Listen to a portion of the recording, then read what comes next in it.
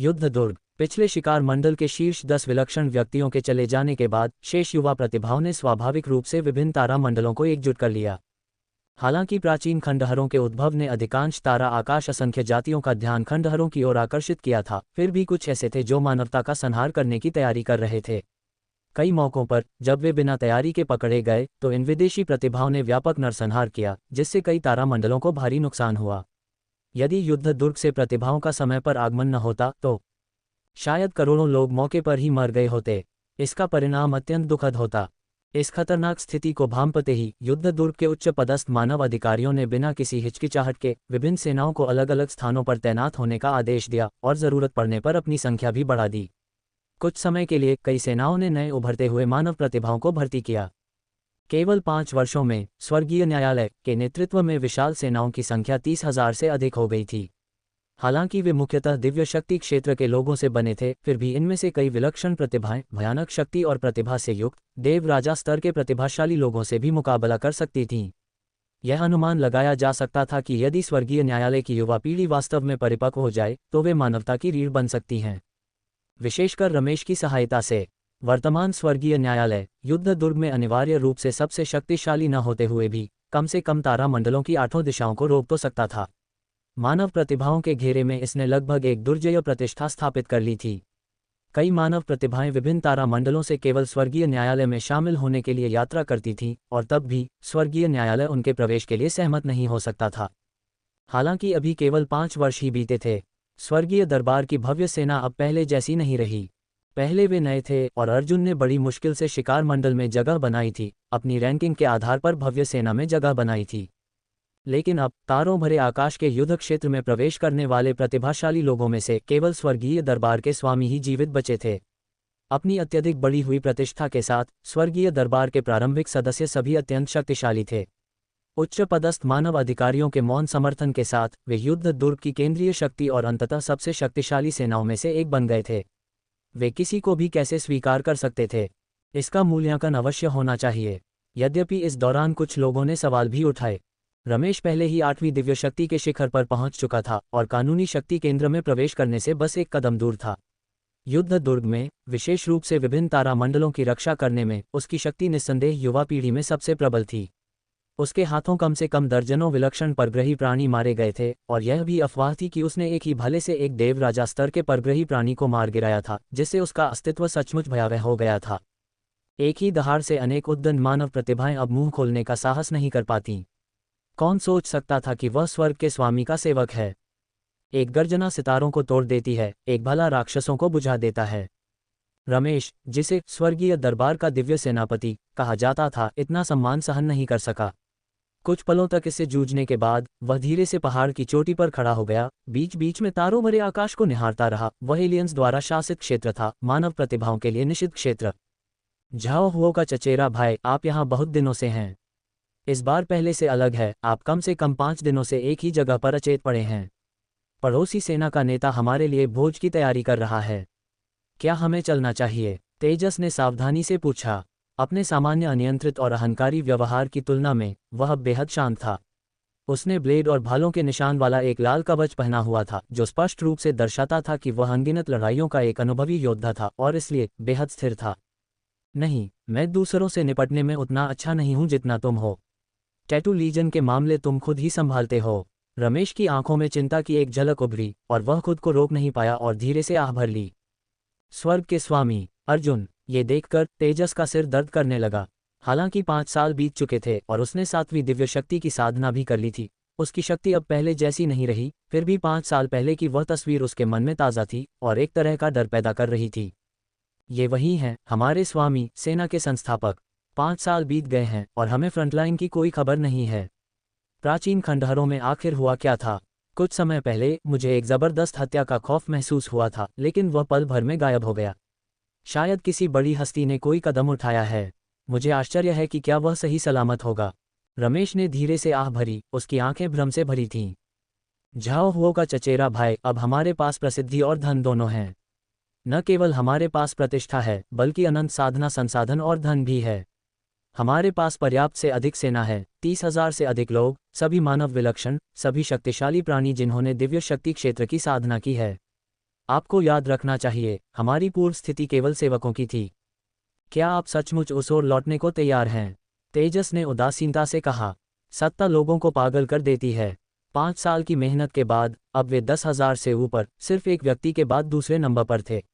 युवा पीढ़ी में ऐसा कौन था जो स्वर्गीय दरबार का गौरवशाली नाम नहीं जानता था? चाहे मैं चाहूं या न चाहूं, वह और मैं अंततः स्वामी और सेवक हैं। अगर वह मर जाता है तो स्वाभाविक रूप से मैं अपनी आज़ादी वापस पा सकती हूं। लेकिन चाहे कुछ भी हो, वह अब भी मेरा स्वामी है। हमने एक बार एक अनुबंध पर हस्ताक्षर किए थे और मैंने एक बार उसकी अधीनता स्वीकार की थी, ये झूठा नहीं हो सकता। इसके अलावा उसने हमारे साथ अच्छा व्यवहार किया है। मत भूलो, वे स्वर्ग के स्वामी हैं, हम तो बस उनकी प्रतिष्ठा उधार ले रहे हैं। अगर वे मर गए तो हमारा जीना मुश्किल हो जाएगा। रमेश की निगाहें गहरी थीं, वे धीरे धीरे ये शब्द बोल रहे थे, लेकिन जैसे ही उनकी आवाज़ धीमी हुई, शून्य में एक सुनहरी रोशनी प्रकट हुई। एक ही समय पर युद्ध किले में एक और प्रक्षेपण दिखाई दिया। हाँ, अर्जुन ने अपनी पिछली लड़ाइयों के दौरान ये फुटेज रिकॉर्ड किए थे, लेकिन तियांशी हॉल में होने के कारण वह युद्ध किले को तुरंत अपनी देखी हुई हर बात नहीं बता सका। अब 5 साल बाद उसके पास मौजूद फुटेज आखिरकार आ ही गया था। जहां तक नजर जाती थी, युद्ध किले के ऊपर धूल से अछूता एक प्रभावशाली व्यक्ति दिखाई देता था, जिससे कई नए आए मानव प्रतिभाशाली लोग उलझन में पड़ जाते थे, क्योंकि उन्हें यकीन नहीं होता था कि यह व्यक्ति कौन है। ओह, उसकी आभा अविश्वसनीय है, वह स्वर्गीय न्यायालय के दिव्य जनरल से कमजोर नहीं लगता। बकवास, तुम नए रंगरूटों को क्या पता। हालांकि अभी सिर्फ 5 साल ही बीते हैं, लेकिन युद्ध का मैदान बहुत क्रूर है। हर साल लोग बदल दिए जाते हैं, इस हद तक कि तुम पहचान भी नहीं पाते कि स्वर्गीय न्यायालय का स्वामी कौन है। क्या ये व्यक्ति वास्तव में स्वर्गीय न्यायालय का भगवान है? सचमुच, क्या ये वही सम्मानित व्यक्ति है जिसके बारे में अफवाह है कि उसने स्वर्गीय न्यायालय के युद्ध जनरल को बलपूर्वक दबा दिया था? हाँ, उसने युद्ध में सफलता प्राप्त की। दिव्य शक्ति क्षेत्र में प्रवेश करते ही उसने एक देव राजा स्तर के कौतुक को मार डाला, और उसने सक्रिय रूप से तारों वाले आकाश के युद्ध क्षेत्र में प्रवेश किया। हालांकि वह केवल दिव्य शक्ति क्षेत्र में है, फिर भी उसके पास लॉ पावर हाउस को मारने की ताकत है। वह एक सच्चा अधिपति है, हमारे मानव कौतुकों में सबसे शक्तिशाली। क्या आप शायद अतिशयोक्ति कर रहे हैं? क्या सचमुच दुनिया में इतना शक्तिशाली अस्तित्व है? बाहर निकलो, मैं स्वर्गीय न्यायालय का कप्तान हूँ। तुम स्वर्गीय न्यायालय के स्वामी की निंदा करने का परिणाम नहीं भुगत सकते। ... युद्ध किले के ऊपर कई मानव प्रतिभाएं उत्साहपूर्वक चर्चा कर रही थीं, कई उत्साहित भाव दिखा रहे थे, जबकि कुछ लोग स्वर्गीय न्यायालय सेना के मुख्य शिविर की ओर सतर्कता से देख रहे थे। लेकिन ये बात नकारा नहीं जा सकता था कि कई लोग अर्जुन को आदर्श मानते थे। वे शून्य में प्रक्षेपण को गौर से देख रहे थे, उनके चेहरे उत्साह से भरे हुए थे। युद्ध दुर्ग में हजारों मानव जाति के विलक्षण प्राणी एक साथ शून्य की ओर देख रहे थे। वे सभी विभिन्न तारामंडलों से एकत्रित प्राणी थे, जिन्हें अपने अपने गृह क्षेत्रों में अजेय माना जाता था। हालांकि तारों भरे आकाश के युद्ध क्षेत्र की अग्रिम पंक्ति में कदम रखते ही वे अपनी तुच्छता का एहसास करने से खुद को नहीं रोक पाए। उनकी कड़ी मेहनत से अर्जित द्वितीय दिव्य शक्ति अग्रिम पंक्ति के युद्ध क्षेत्र में आम बात थी। वहां मौजूद कोई भी व्यक्ति 10,000 लोगों में से एक विलक्षण प्रतिभा का धनी माना जा सकता था। उनमें स्वर्गीय दरबार का एक अत्यंत भयानक स्वामी भी था, जिसने न केवल एक विशाल सेना का गठन किया था, बल्कि उसका एक सेवक भी था जिसने 8वीं दिव्य शक्ति की साधना की थी। ऐसा अस्तित्व, इससे वहां मौजूद कई प्रतिभाशाली मानव हृदयों में उनकी असीम प्रशंसा जागृत हुई। उनकी नज़र में अगर वे इसी जीवन में ऐसी शख्सियत बन सकते हैं तो तुरंत मृत्यु भी उनके लिए पर्याप्त होगी। लेकिन दुर्भाग्य से, हालांकि वे स्वर्गीय दरबार के स्वामी की प्रशंसा करते थे, वे पहले ही युद्धभूमि की गहराई में प्रवेश कर चुके थे। उन्होंने उन्हें पहले कभी नहीं देखा था, इसलिए वे उनके वीरतापूर्ण आचरण को देखने के लिए उत्सुक थे। अब वह युद्ध के मैदान में लगातार लड़ रहा था। अंततः रिकॉर्ड किए गए फुटेज को युद्ध किले में प्रेषित किया गया। स्वाभाविक रूप से वे सभी अधीर और अति प्रसन्न थे। एक पल के बाद उन सभी के चेहरे पर एक साथ आश्चर्य के भाव दिखाई दिए। उन्होंने तारों भरे आकाश में एक बेदाग आकृति को लगातार लड़ते देखा। एक व्यक्ति एक तलवार दर्जनों दिव्य शक्ति क्षेत्र के शक्तिशाली लोगों का वध कर रहा था, जिनमें वे बेहद भयानक देव राजा स्तर के प्रतिभाशाली लोग भी शामिल थे। इतना ही नहीं, वह सीधे प्राचीन खंडहरों में प्रवेश कर गया। जब तारों भरे आकाश की असंख्य जातियों की युवा पीढ़ी राजकुमार के लिए प्रतिस्पर्धा कर रही थी, तो वह प्रकट हुआ, उसके पीछे प्राचीन स्वर्गीय दरबार प्रकट हुआ। वह शून्य में खड़े एक शाश्वत सम्राट की तरह था। एक ही विचार से असंख्य चीजें ढह गईं। स्टाररी स्काई माइरियड रेस के कई लोग उन्हें अपना आधार मानते थे। देव राजा स्तर के प्रतिभाशाली लोग, जिन्हें मानव जाति की अनेक विरासतें विरासत में मिली थीं, कटु आक्रोश के साथ मर गए। इस दौरान वे पीड़ा से चीख भी नहीं सके, उनकी मौके पर ही मौत हो गई। स्वर्गीय न्यायालय के प्रभु के तरीके बहुत भयानक थे। मानव जाति के किले में मौजूद प्रतिभाशाली लोग ये भी नहीं देख पाए कि उसने कैसे हमला किया, फिर भी उन्होंने कई देव राजा स्तर के प्रतिभाशाली लोगों को मरते हुए देखा जिन्होंने 9वीं दिव्य शक्ति की साधना की थी। ऐसा दृश्य सचमुच बहुत विभत्स था, जिसे वे सीधे देख पाने में असमर्थ थे। क्या स्वर्गीय न्यायालय का प्रभु इतना भयानक हो गया है? क्या वह वास्तव में एक दिव्य शक्ति क्षेत्र का अस्तित्व है? मानव जाति ने सचमुच एक राक्षसी प्रतिभा पैदा की है। इस तरह के फुटेज देखने पर वहां उपस्थित अनेक प्रतिभाशाली लोगों के मन में यह विचार आया। सभी ने एकमत होकर स्वर्गीय न्यायालय के मुख्य आधार की ओर अपनी दृष्टि घुमाई, उनके हृदय लालसा से भर गए। ये कितना रोमांचकारी होगा यदि एक राक्षसी प्रतिभा उन्हें तारों भरे आकाश की असंख्य दौड़ों पर विजय पाने के लिए प्रेरित करे। वे इसकी कल्पना भी नहीं कर सकते थे। अतीत में जब भी मानव जाति ने तारों भरे आकाश के युद्ध क्षेत्र में प्रवेश किया तो उसे हमेशा बुरी तरह से पराजय का सामना करना पड़ा। कौन सी प्रमुख सेना असफल नहीं हुई थी? लेकिन अब स्वर्गीय न्यायालय का प्रभु बहुत शक्तिशाली था। क्या ऐसा हो सकता है कि मानव जाति हार को जीत में बदलने वाली है? वहां उपस्थित अनेक प्रतिभाशाली लोग बहुत उत्तेजित हो गए, लेकिन फिर वे असहाय होकर आहें भरने से खुद को नहीं रोक सके। हालांकि स्वर्गीय दरबार का स्वामी शक्तिशाली था, फिर भी वह कुछ समय के लिए भी नीलापंथ कुल के नियंत्रण वाले क्षेत्र से बाहर नहीं जा सका। कई विधि शक्तिशाली उसकी रक्षा कर रहे थे, जिनमें कुछ ऐसे विधि शक्तिशाली भी शामिल थे जिन्होंने 9वीं दिव्य शक्ति की साधना की थी। अपनी युवावस्था में उन्होंने अनगिनत प्रतिभाओं का वध किया था। युद्ध के अनुभव की दृष्टि से या अन्यथा वे निस्संदेह स्वर्गीय दरबार के स्वामी से अधिक शक्तिशाली थे। स्थिति अत्यंत गंभीर बनी रही। वह कैसे आसानी से वापस आ सकता था? वहां उपस्थित मानव जाति के अनेक प्रतिभाशाली व्यक्तियों के हृदय, जो अभी शांत हुए थे, पुनः कठोर हो गए। उनकी निगाहें एक एक करके प्रक्षेपण पर टिक गईं। रमेश कोई अपवाद नहीं था। रमेश की तुलना में वह एक विशुद्ध प्रतिभाशाली व्यक्ति था, अपने आप में स्वाभिमानी, और उसकी बात कभी नहीं टूटती थी। आखिरकार अर्जुन उसका गुरु था और उसे उसकी चिंता करनी ही थी। आगे वह जानता था कि वर्तमान देवमंडल को एक रीढ़ की हड्डी की जरूरत है। अगर अर्जुन मर गया तो कड़ी मेहनत से हासिल की गई विशाल सेना अनिवार्य रूप से पूरी तरह से ढह जाएगी। वह उसे जबरदस्ती नहीं रख सकता था, वह तो बस एक सेनापति था। वह स्वर्ग के स्वामी से कैसे विवाद कर सकता था? और ऐसी स्थिति में प्रक्षेपण में परिवर्तन जारी रहा, लेकिन वहां मौजूद कई प्रतिभाशाली लोगों की आंखों में एक एक करके डर, लगातार आश्चर्य और कुछ की तो फिर से संदेह भी झलक रहा था। उन्होंने क्या देखा? उन्होंने स्वर्गीय न्यायालय के प्रभु को कानून के शक्तिशाली लोगों का वध करते देखा। और सिर्फ एक ही नहीं, यह एक नरसंहार था। प्रति ब्लेड लगभग एक लौ पावरहाउस। चाहे प्रतिद्वंद्वी की शक्ति कितनी भी प्रबल क्यों ना हो, स्वर्गीय न्यायालय के स्वामी की तलवार के नीचे प्रतिद्वंद्वी अनिवार्य रूप से मौके पर ही गिर जाएगा। बहुत शक्तिशाली, बहुत भयानक। क्या ऐसा हो सकता है कि स्वर्गीय न्यायालय के भगवान ने पहले से ही 9वीं दिव्य शक्ति को समझ लिया था और एक कानून पावरहाउस में परिवर्तित हो गए थे? यदि वास्तव में ऐसा है तो इसकी थोड़ी संभावना हो सकती है, लेकिन ऐसा नहीं होना चाहिए। जब अर्जुन चले गए तो वह 7वीं दिव्य शक्ति का अस्तित्व मात्र थे। वह इतनी आसानी से कैसे आगे बढ़ सका? इतने सारे अद्वितीय विलक्षण प्रतिभाओं के बीच उपस्थित किसने एक दिव्य शक्ति प्राप्त करने के लिए सैकड़ों या दशकों तक साधना नहीं की है? कानून क्षेत्र की कठिनाई लगभग आंसू लाने वाली है। कोई इतनी आसानी से कैसे आगे बढ़ सकता है? ये तो बहुत ही आश्चर्यजनक है। लेकिन उनके दिल में चाहे कितने भी संदेह क्यों न हों, उनकी आंखों के सामने अब सब कुछ पत्थर की तरह जम गया था। वास्तव में जब अर्जुन ने फुटेज रिकॉर्ड किया तो उसने जानबूझकर कई चीजें छोड़ दी, जैसे कि तियांशी हॉल के भीतर की विरासत। उसने दूसरों को पता नहीं चलने दिया, वरना उसे सचमुच पकड़ लिया जाता। यद्यपि तारों भरे आकाश के घेरे और दमन के अंतर्गत असंख्य जातियां हैं, मानव जाति की शक्तियां प्रतिरोध में एकजुट हो गई थीं। लेकिन वह जानता था, मानव जाति लाभ हितों को प्राथमिकता देती है। अगर वह बहुत ज्यादा राक्षसी होता तो वह खुद को मानव जाति से अलग थलग कर लेता, खासकर अब जब वह कानून के दायरे में पहुंच ही गया था। हालांकि वह शक्तिशाली था, लेकिन विश्व नियंत्रक जितना शक्तिशाली नहीं था। अगर उस समय उसका पीछा किया जाता तो वह सचमुच अपनी जान गंवा देता। लेकिन फिर भी उन्होंने बहुत ही कम महत्वपूर्ण तरीके से केवल एक छोटा सा विवरण उजागर किया। युद्ध किले में मौजूद मानव जाति के कई प्रतिभाशाली लोग अब भी लगातार चकित थे। उनकी आंखें भय से भरी हुई थीं। कुछ तो अवाक थे, कांप रहे थे और अपनी आंखों के सामने जो कुछ हो रहा था उस पर विश्वास ही नहीं कर पा रहे थे। किसी को भी विश्वास नहीं हो रहा था।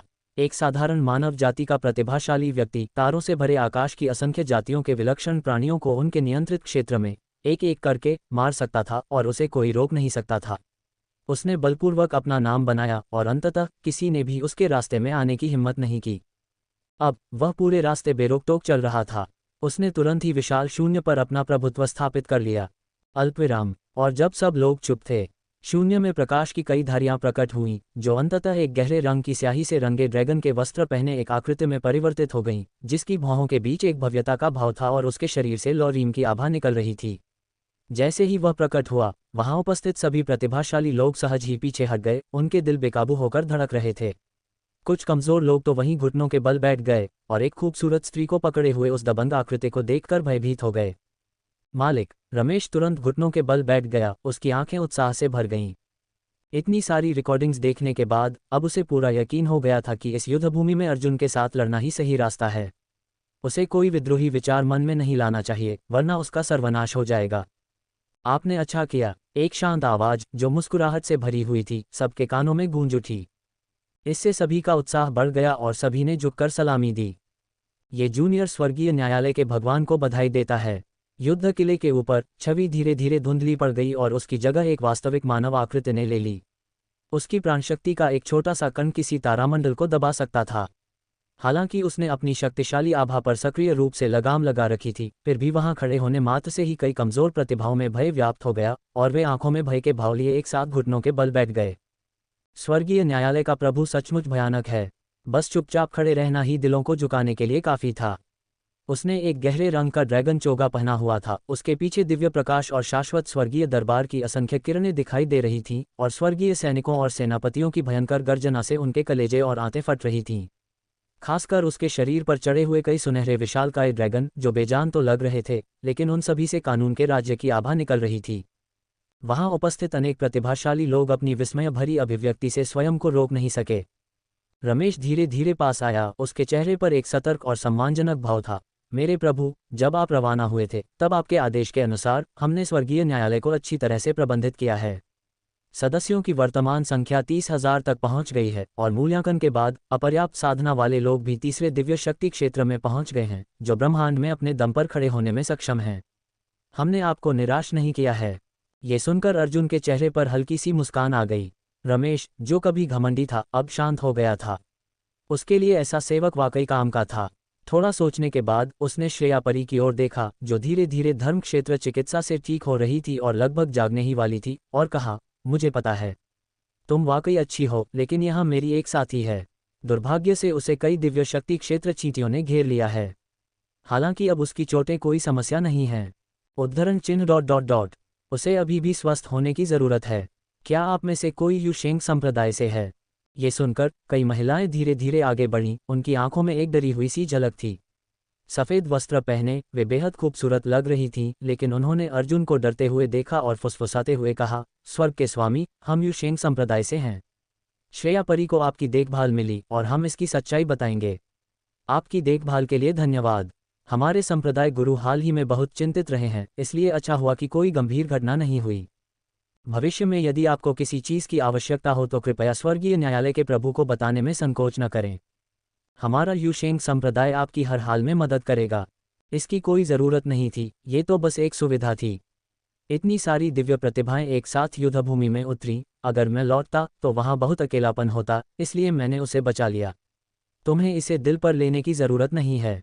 अर्जुन पहले ही एक महान अद्वितीय विशेषज्ञ का व्यवहार विकसित कर चुका था, इसलिए स्वाभाविक रूप से उसे किसी छोटे मोटे उपकार की परवाह नहीं थी। फिर भी धन्यवाद स्वर्गीय न्यायालय के प्रभु। दोनों प्रतिभाशाली लोग थोड़ा झुके, फिर सावधानी से श्रेया परी को अर्जुन की बाहों से लिया। उनकी आंखें कृतज्ञता से भर गईं और धीरे धीरे पीछे हट गए। इस दृश्य को देखकर हर कोई प्रशंसा महसूस करने से खुद को रोक नहीं सका। फ्रंटलाइन पर ऐसी चीजें बहुत दुर्लभ थीं। कई प्रतिभाशाली लोग दूसरों को उनके भाग्य पर छोड़ देते हैं और कुछ लोग तो अन्य मानव जाति की स्वर्गीय प्रतिभाओं को चारा के रूप में उपयोग करते हैं, ताकि वे कानून के शक्तिशाली लोगों का ध्यान आकर्षित कर सकें, ताकि वे मानव जाति के पीछे भाग सकें। और चूंकि ऐसी रणनीतियां आम थीं, स्वर्गीय न्यायालय के भगवान ने संकट में श्रेया परी को बचाया। ये वास्तव में सराहनीय था। इतना शक्तिशाली और जिम्मेदार उच्च पदस्थ व्यक्ति, कौन उसे पसंद नहीं करेगा? कई लोगों ने तो तुरंत ही स्वर्गीय न्यायालय में शामिल होने का निर्णय ले लिया। उसकी अच्छी तरह से सेवा करना। इस संबंध में अर्जुन ने स्वाभाविक रूप से इसका स्वागत किया। उसने अपने हाथ में रखी राख रमेश को सौंप दी और उसे ठीक से दफनाने का निर्देश दिया, और फिर 10,000 फुट से भी ऊंची एक बैंगनी थंडर कबीले की लाश बाहर फेंकी, जिससे लगातार एक विश्व नियंत्रक की आभा निकल रही थी, जिससे वहां मौजूद कई कमजोर प्रतिभाशाली लोग खून की उल्टी करने लगे और पीछे हट गए। स्वर्गीय न्यायालय के प्रभु, इसका क्या अर्थ है? कुछ प्रतिभाशाली लोग उलझन में थे, समझ नहीं पा रहे थे कि वह क्या करने वाला है, लेकिन उनकी आंखें असहनीय आश्चर्य से भरी थीं। इतने लंबे समय तक युद्ध के मैदान में रहने के कारण वे स्वाभाविक रूप से जानते थे कि विश्व नियंत्रक क्या होता है, इसलिए इस आभा की झलक पाकर उन सभी को भय का अनुभव हुआ। स्वर्गीय न्यायालय के प्रभु के हाथ में विश्व नियंत्रक की लाश क्यों होगी? वह एक शक्तिशाली प्राणी था जो स्वर्गीय दाव को निगलने में सक्षम था। ये हो सकता है, स्वर्गीय न्यायालय का भगवान राक्षसी रूप से शक्तिशाली हो गया है। भले ही उसने अभी अभी कानून क्षेत्र में प्रवेश किया है, फिर भी वह एक विश्व नियंत्रक को मार सकता है। बेतुका, बहुत बेतुका। यह मामला तो बहुत ही अविश्वसनीय था। वहां उपस्थित कई प्रतिभाशाली लोग ऐसी घटना घटित होने की कल्पना भी नहीं कर सकते थे। गलत मत समझो, मैंने इस लाश को नहीं मारा, बस रास्ते से उठा लाया था। मैं इसे सिर्फ खाने के लिए सुखाकर दिखाने आया हूँ, अर्जुन ने शांति से कहा, लेकिन उसकी नज़र अनायास ही युद्ध किले के केंद्र पर चली गई, जिससे एक सतर्क भाव प्रकट हुआ। परोपकारी इतना सतर्क क्यों है? उन लोगों में से कौन है जो कानून के दायरे में साधना कर सकते हैं, जिनके पास कुछ अनकहा भाग्य नहीं है? इतना सतर्क रहने की कोई ज़रूरत नहीं है। वज्रदेव पूज्य की आवाज़ अर्जुन के कानों में गूंजी, जिसमें हल्की सी मुस्कान थी, फिर भी वह बेहद कोमल थी। उन्होंने शांति से कहा, क्या दाता विस्तृत चर्चा करने को तैयार हैं? ये सुनकर अर्जुन ने अब कोई संकोच नहीं किया। वह तुरंत एक प्रकाश की किरण में बदल गया और शून्य में विलीन हो गया, और सभी की विस्मय भरी निगाहों के सामने युद्ध दुर्ग के भीतर प्रवेश कर गया। उन्होंने प्रख्यात भिक्षु को प्रकाश से घिरे हुए शांत भाव से देखा। धन्यवाद वरिष्ठ, अगर आप न होते तो मैं अगले लोक में प्रवेश नहीं कर पाता। अर्जुन ने ये देखकर कि दूसरे पक्ष का उसे नुकसान पहुंचाने का कोई इरादा नहीं है, राहत महसूस की और खुद को झुकने से नहीं रोक सका। वह जानता था कि वह बहुत राक्षसी है। यदि कोई शक्तिशाली व्यक्ति उसकी गहन जांच करे तो उसका भाग्य निश्चित रूप से दुखद होगा। उसे सावधान रहना होगा। मुझे धन्यवाद देने की कोई ज़रूरत नहीं है। दाता की समझ और बुद्धि बहुत ऊंची है, सचमुच एक अद्भुत प्रतिभा है। मैंने तो बस धर्म क्षेत्र का एक अंश ही प्रकट किया है, तो मैं धन्यवाद का पात्र कैसे हो सकता हूँ? वज्रदेव पूज्य ने धीरे से हंसते हुए कहा। फिर भी उन्होंने कोई हिचकिचाहट नहीं दिखाई। अर्जुन को देखकर उसने धीरे धीरे स्टाररी स्काई माइरेड रेस पर हमला करने की योजना बनाई। उसके पास कोई विकल्प नहीं था। वर्तमान में स्वर्गीय न्यायालय युद्ध दुर्ग की सबसे शक्तिशाली लड़ाकू शक्ति थी, और दूसरा पक्ष वर्तमान मानव जाति के प्रतिभाशाली लोगों का नेता था, जो युवा पीढ़ी के बीच एक दुर्जय अस्तित्व था, लगभग अपने चरम पर। अगर वह युद्ध में शामिल होता तो इससे मनोबल बहुत बढ़ जाता, और स्वाभाविक रूप से वह उसे उकसाने का अवसर नहीं चुकाना चाहता था। क्या हम मानव जाति के पूर्व क्षेत्रों को पुनः प्राप्त करने जा रहे हैं? हालांकि पर्पल थंडर कबीले, किंग्यू कबीले, गोल्डन हॉर्न कबीले और 9 प्यूपिल्स कबीले ने कई शक्तिशाली प्राणियों को खो दिया है, फिर भी कई पुराने राक्षस अभी भी मौजूद हैं। अगर मैं सावधान नहीं रहा तो मैं केवल कानून के दायरे में ही रहूंगा। अगर मैं सचमुच मर गया तो ये बहुत बड़ी क्षति होगी। अर्जुन हंसा। परोपकारी, चिंता मत करो, हमारे पास तैयारी के लिए 1 साल है। हालांकि यह बहुत कम है। युद्ध किले के भीतर सभी संसाधन आपके हैं, बस आप बोलें। क्या मैं पूछ सकता हूं कि क्या परोपकारी मानव जाति के लिए लड़ने को तैयार है? ... युद्ध किला, शांति का स्थान। अर्जुन ने अपनी भौहों को थोड़ा सिकोड़ा, धीरे से वज्रदेव पूज्य की ओर देखा, जिनकी आंखें राहत से भरी थीं। वह जानता था कि यह युद्ध दुर्ग तारों भरे आकाश के युद्ध क्षेत्र में मानव जाति की अंतिम रक्षा पंक्ति थी। यह विलक्षण प्रतिभाओं के बीच, युवा पीढ़ी के बीच का युद्ध था। हालांकि विरोधी विश्व नियंत्रक थे, वे खुलकर हस्तक्षेप नहीं कर सकते थे। ये तारों भरे आकाश की असंख्य जातियों और मानव जाति के बीच एक समझौता था। यदि मानव जाति ने इसका जरा भी उल्लंघन किया तो तारों भरे आकाश की असंख्य जातियां केवल साधारण विलक्षण प्रतिभाओं से कहीं अधिक भेज देंगी। बैंगनी थंडर कबीले, किंग्यू कबीले, गोल्डन हॉर्न कबीले और 9 शिष्य कबीले ने वास्तव में कई विश्व नियंत्रकों और युवा प्रतिभाओं को खो दिया था, लेकिन मानव जाति के प्रति शत्रुतापूर्ण अनगिनत प्राणी थे।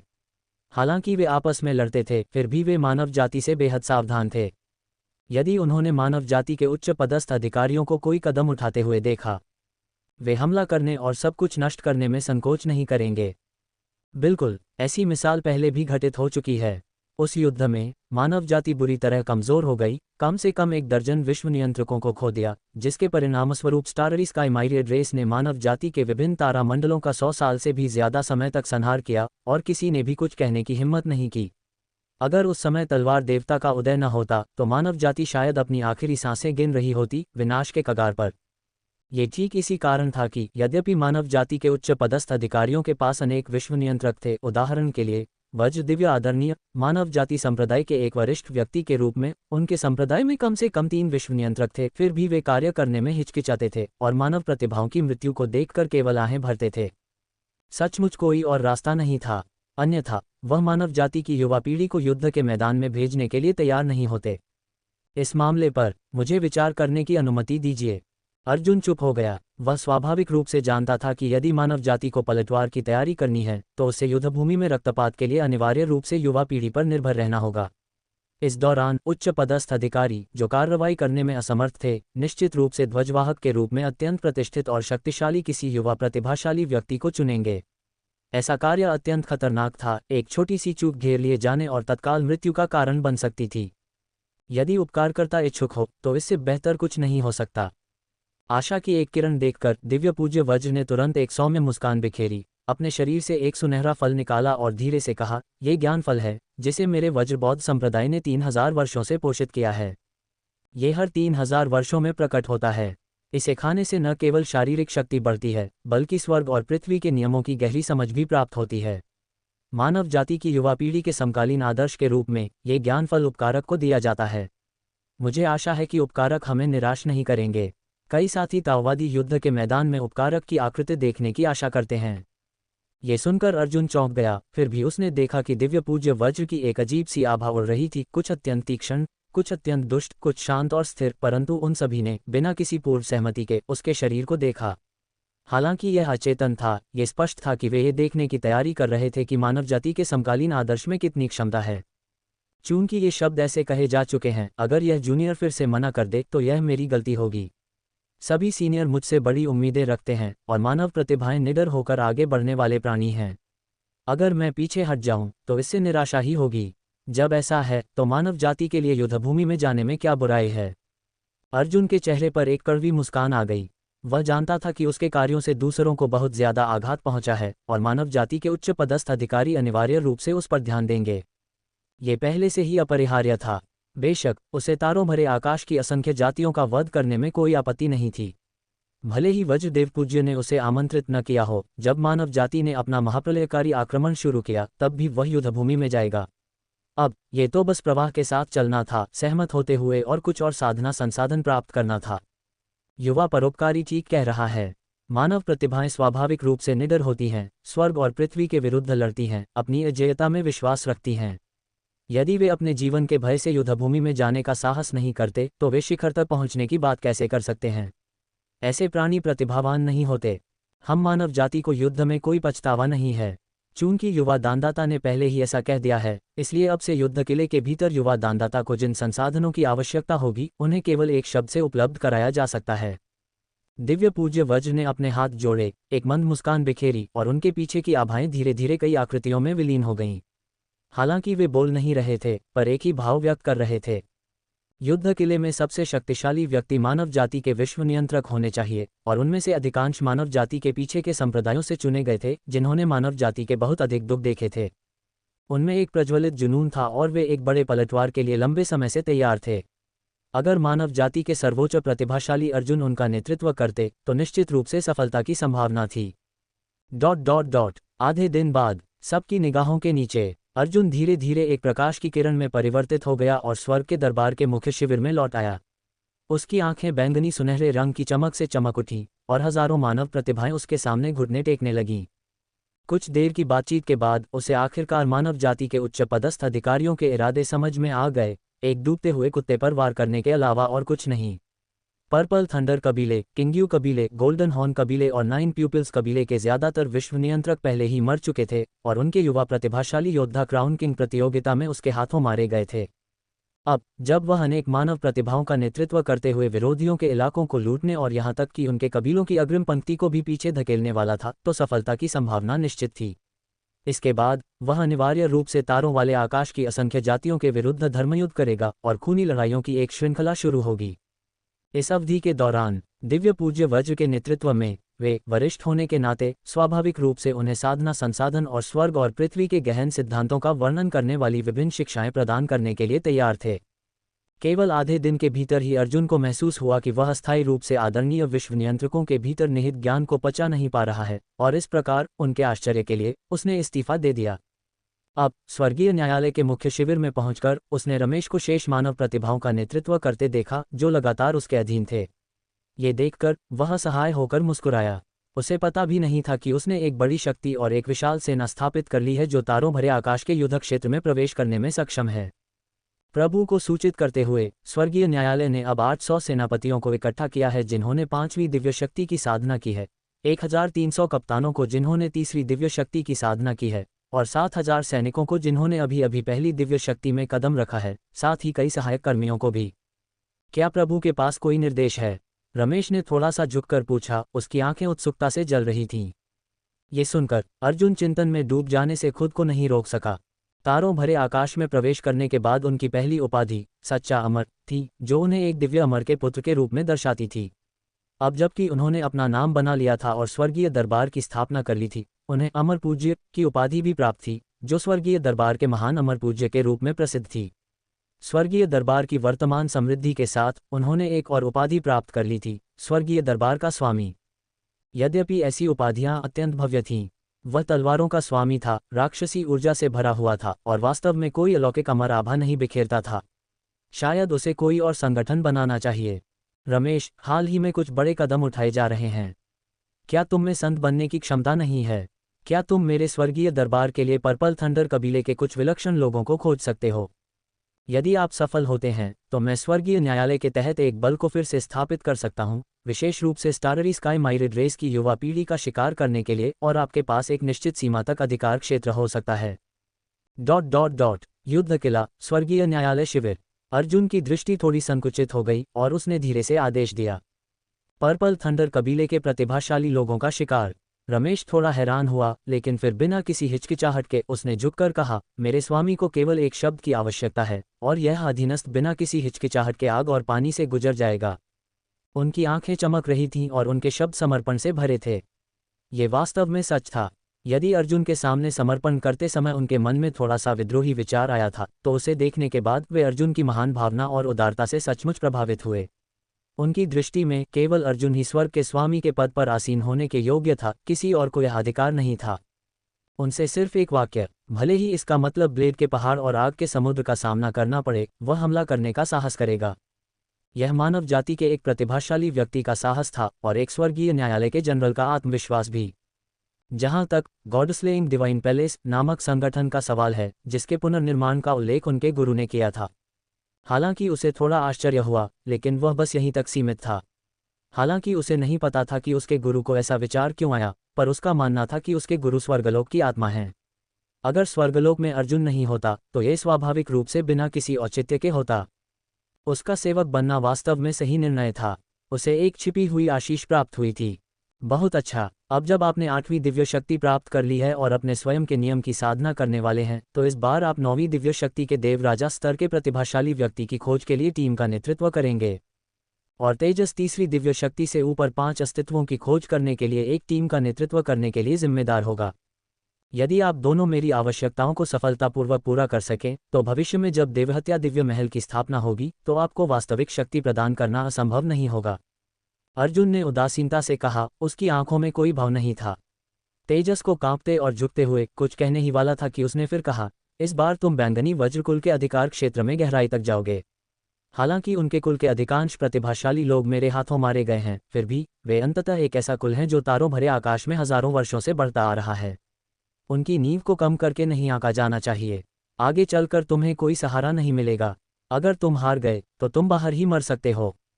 जैसे ही ये शब्द बोले गए, वहां उपस्थित अनेक प्रतिभाशाली लोग दृढ़ निश्चयी हो गए, धीरे से अपने सिर उठाकर अर्जुन की ओर देखने लगे और मानो मरने के लिए तैयार हो चिल्लाने लगे, हम महाराज के आदेश का पालन करते हैं।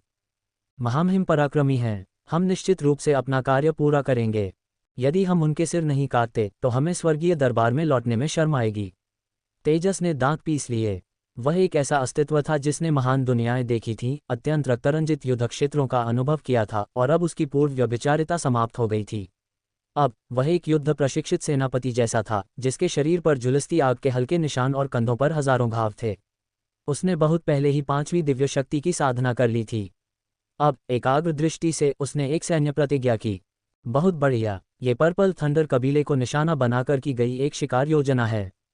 हालांकि हमारा स्वर्गीय न्यायालय इतने वर्षों से स्थापित है और मानव जाति की युवा पीढ़ी की सबसे शक्तिशाली सेना होने का दावा करता है, लेकिन वर्षों से इसने केवल व्यवस्था बनाए रखी है और तारों भरे आकाश की असंख्य जातियों के आक्रमण का विरोध किया है।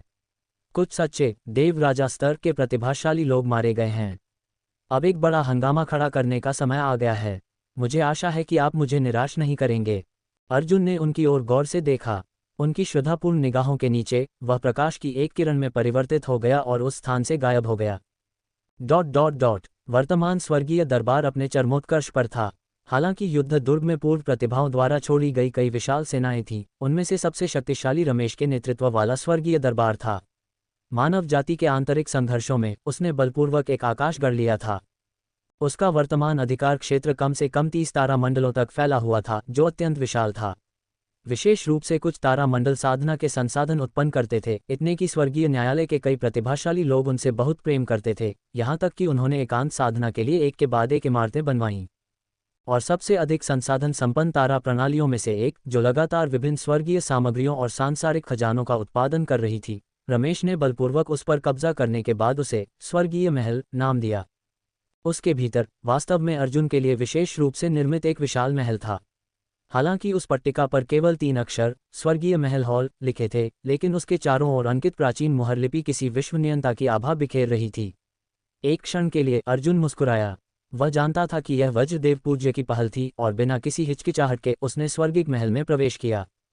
एक ही समय पर रमेश और उसके चचेरे भाई ने स्वर्गीय दरबार में अपनी सेनाएं इकट्ठा कीं।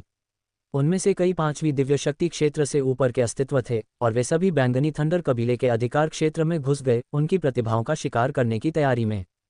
अब वे सच्चे मानव जाति के प्रतिभाशाली व्यक्ति बन चुके थे। अगर वे कभी केवल आंतरिक रूप से अजेय होने के लिए समर्पित थे और उनमें सच्ची उदारता का अभाव था, वे पूरी तरह से अपव्ययी थे। अब उनके मन में मानव जाति के लिए अपार प्रेम था। मानव जाति पर तारों वाले आकाश की असंख्य जातियों के उत्पातों को देखकर उन्हें अंततः समझ में आया कि तारों वाला आकाश कितना क्रूर था और उनके पिछले कर्म कितने हास्यास्पद थे। इसलिए वे एकमत होकर तारों वाले आकाश की असंख्य जातियों के प्रति घृणा के साथ युद्धभूमि में उतर गए। सिर्फ 9 दिनों में उनका सामना पहली बार पर्पल थंडर क्लैंसमैन से हुआ। प्रतिद्वंद्वी ने जिस तीसरी दिव्य शक्ति का विकास किया था, उससे भयानक लाल बिजली गिर सकती थी। हालांकि स्वर्गीय दरबार की विशाल सेना की युवा पीढ़ी शक्तिशाली थी, लेकिन उन्होंने वास्तव में क्रूर युद्ध क्षेत्र का अनुभव नहीं किया था। इसलिए चौथी दिव्य शक्ति का विकास करने वाले कई लेफ्टिनेंट मौके पर ही मर गए और तेजस ने एक हाथ भी खो दिया। दोनों पक्षों ने तारों भरे आकाश में 9 दिनों तक भयंकर युद्ध किया और अंततः प्रतिद्वंद्वी का सिर काट दिया। लेकिन ये ठीक इसी वजह से था कि पर्पल थंडर कबीले की युवा पीढ़ी पूरी तरह से सतर्क हो गई थी। 50वें दिन रमेश के नेतृत्व में स्वर्गीय दरबार के 20 सेनापतियों पर बैंगनी वज्रकुल के लोगों ने घात लगाकर हमला किया। दोनों पक्षों की युवा पीढ़ियों ने अपनी लगभग सभी दिव्य शक्तियों का प्रयोग करते हुए आमने सामने की टक्कर ली। रक्त की हुई लगातार एक के बाद एक तारा मंडल को वाष्पित कर रही थी और एक के बाद एक स्वर्गीय प्रतिभाशाली व्यक्ति की मृत्यु हो रही थी। जब तक एक विधि महाशक्ति ने कोई कदम नहीं उठाया, तब तक स्वर्गीय दरबार के सदस्य एक साथ पीछे हटे, प्रकाश की धारियों में परिवर्तित होकर भाग गए। 300 दिन बाद निकले हुए 20 सेनापतियों में से केवल 13 ही बचे। वे दयनीय अवस्था में थे, पूरी तरह झुलस गए थे। बैंगनी वज्र वंश की युवा पीढ़ी से लड़ते हुए उनकी अभिमानी शक्ति को सफलता नहीं मिली। अगर वे समय रहते बचकर नहीं निकलते तो शायद उनकी मौके पर ही मौत हो जाती। मेरे प्रभु ने हम पर बड़ी आशाएं रखी हैं। अगर हम इस बार असफल रहे तो शायद स्वर्गीय न्यायालय की विशाल सेना की युवा पीढ़ी मेरे प्रभु की नज़रों में बेकार कचरे के अलावा कुछ नहीं होगी। रमेश ने दांत पीसकर अपने माथे से झुलसा हुआ मांस नोचा, जिससे उसके चेहरे पर एक कड़वी मुस्कान उभरी। इससे पहले उनका सामना जिस भी शक्तिशाली पर्पल थंडर कबीले के प्रतिभाशाली व्यक्ति से हुआ था, वह केवल 7वीं दिव्य शक्ति की साधना करने वाला ही था। फिर भी वे पूरी तरह से पराजित हो गए। खैर, जो भी हो, वे अंततः अनुभवी थे जिन्होंने युद्ध के मैदानों में लड़ाई लड़ी थी, और इतना दयनीय होना सचमुच एक बड़ी बदनामी थी। चचेरे भाई, अब समय आ गया है कि हम 2 समूहों में बढ़ जाएं। तुमने तारों भरे आसमान वाली सड़क पर पूरे रास्ते मेरी रक्षा की, इसलिए भले ही मैं बचपन में बहुत घमंडी था और एक नासमझ बेकार सा लगता था, लेकिन जिंदगी और मौत के बीच के भयानक आतंक को झेलने के बाद मुझे बड़ा हो जाना चाहिए था। इस बार तुम्हें जाने देना चाहिए। तेजस ने चमकदार तारों वाले आकाश की ओर देखा और धीरे से कहा, ये वास्तव में मामला था। चाहे स्टार पेट्रोलर दूत शिविर में हो या अब, जब भी वह कोई मुसीबत खड़ी करता, उसका चचेरा भाई हमेशा उसकी समस्या का समाधान करने के लिए आगे आता। इस बार भी कोई अपवाद नहीं था, क्योंकि वह उसे विभिन्न पर्पल थंडर कबीलों की युवा पीढ़ी का शिकार करने के लिए ले जाने की तैयारी कर रहा था। उसे बहुत लंबे समय से सुरक्षा दी जा रही थी, और अगर यह जारी रहा तो वह अपंग हो सकता था। स्टाररी स्काई युद्ध क्षेत्र की क्रूरता को देखकर वह जानता था कि यह मामला उसके लिए हानिकारक था। ओह, क्या तुमने अपना मन बना लिया है? रमेश ने कुछ कड़वी हंसी हंसी और चुपचाप सब कुछ मान लिया। लेकिन जाने से पहले उसने लिटिल सैवेज डिवाइन किंग की ओर देखा, जो पहले ही स्वर्ग के दरबार में जा चुका था, और कहा, उसके साथ जाओ। मैं नहीं चाहता कि वह मर जाए। छोटा जंगली दिव्य राजा थोड़ा शांत हो गया, फिर प्रकाश की एक लकीर में परिवर्तित हो गया और शून्य में गायब हो गया। ... स्वर्गीय न्यायालय, साधना वापसी। अर्जुन ने धीरे धीरे अपनी आंखें बंद कर लीं और लगातार स्वर्ग और पृथ्वी के नियमों को समझ रहा था। दिव्य पूज्य वज्र के साथ अपनी चर्चा के बाद से उसने अपने साधना अनुभव का अधिकांश भाग आत्मसात कर लिया था। अब बस एक क्षण के पाचन के बाद उसने महसूस किया कि उसकी साधना निरंतर बढ़ रही है। उसने धीरे से अपने हाथ में रखे दिव्य दाव पत्थर को देखा, उसकी आंखों में एक मुस्कान उभर आई। ये दिव्य पूज्य वज्र की ओर से एक उपहार था। तारों भरे आकाश में स्पिरिट क्रिस्टल प्रचलित मुद्रा हैं। चाहे युवा पीढ़ी हो या तारों भरे आकाश की असंख्य जातियों के शक्तिशाली साधक, वे सभी लेन देन के लिए स्पिरिट क्रिस्टल का उपयोग करते हैं। हालांकि स्वर्गीय दाव पत्थर श्रेष्ठ हैं। हालांकि स्पिरिट क्रिस्टल ऊर्जा संग्रहित कर सकते हैं, लेकिन वे स्वर्ग और पृथ्वी के गहन सत्यों को उकेर नहीं सकते। हालांकि दिव्य शक्ति क्षेत्र के साधक केवल अपनी समझ और ऊर्जा के संयोजन पर भरोसा करके सफलता प्राप्त कर सकते हैं, लेकिन विधि क्षेत्र में स्पिरिट क्रिस्टल बेकार हो जाते हैं। उसे और ज्यादा कानूनों को आत्मसात करने की जरूरत थी। स्वर्गीय दाव पत्थर विश्व नियंत्रकों द्वारा विभिन्न विश्वगुप्त क्षेत्रों से निकाले जाते हैं। कुछ चरम विश्व नियंत्रक स्वर्गीय दाव का भी शिकार करते हैं, कमजोर स्वर्गीय दाव को स्वर्गीय दाव पत्थरों में बदल देते हैं और उनसे स्वर्ग और पृथ्वी की शक्ति को उत्कीर्ण करके एक ऐसी मुद्रा बनाते हैं जो कानून के महाशक्तियों के लिए बेहद उपयोगी होती है। इसके अलावा अत्यंत शक्तिशाली विश्व नियंत्रक ग्रेट दाव स्टोन नामक एक मुद्रा का भी उपयोग करते हैं, जो स्वर्गीय दाव पत्थरों की तुलना में एक उच्च स्तरीय मुद्रा है। कुछ महान दाव रत्न प्राप्त करने के लिए कम से कम एक पूरी दुनिया को पूरी तरह से परिष्कृत करना होगा। ऐसी अफवाहें हैं कि उनमें उत्कीर्ण स्वर्ग और पृथ्वी के सत्य लगभग पूरी दुनिया के नियमों को समाहित करते हैं। यदि दिव्य शक्ति क्षेत्र में कोई प्रतिभाशाली व्यक्ति संयोग से एक रत्न प्राप्त कर लेता है, तो उसका भविष्य निस्संदेह स्वर्ग तक पहुंच जाएगा। कम से कम महान दाव रत्न के समाप्त होने तक वह विधि क्षेत्र तक पहुंच जाएगा। ये सचमुच अत्यंत मूल्यवान है। और अब दिव्य पूज्य वज्र ने उसे जीतने के लिए उसे एक दिव्य दाव पत्थर भेंट किया। ये वास्तव में एक महत्वपूर्ण निवेश था। अर्जुन विनम्र नहीं था, चूंकि दूसरा पक्ष उसे युद्धभूमि में अपनी जान जोखिम में डालने के लिए भेजने की तैयारी कर रहा था, इसलिए जो भी मिल सके उसे लेना स्वाभाविक था। अपनी ताकत बढ़ाना सबसे जरूरी था। वह भूला नहीं था कि कुछ समय पहले जब उसका सामना एक विश्व नियंत्रक से हुआ था, तब वह कितना कमजोर था। अगर नन्हा नीला चिड़िया न होता तो उसके लिए युद्धगढ़ में वापस भागना बेहद मुश्किल हो जाता। उसने अपने हाथ में रखे स्वर्गीय दाव पत्थर को देखा और पाया कि वह बस एक धूसर मटमैला पत्थर था, जो किसी साधारण वस्तु जैसा लग रहा था। उसने अपनी भौं उठाई और अपनी प्राणशक्ति उसमें उड़ेल दी। चर्चा प्राण ऊर्जा के संचार के अंतर्गत मूल रूप से मंद धूसर स्वर्गीय दाव पत्थर वास्तव में नियमों के धुंधले निशान उत्सर्जित करने लगा। इसके भीतर एक दुनिया के मूलभूत निर्माण खंड जैसे स्थान या समय या प्रकाश और अंधकार समाहित हो गए।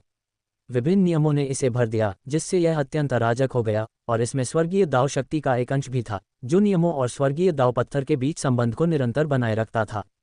अब समय आ गया है, अर्जुन ने गर्जना की और अपनी आत्मा में नियमों को बलपूर्वक अंकित कर दिया।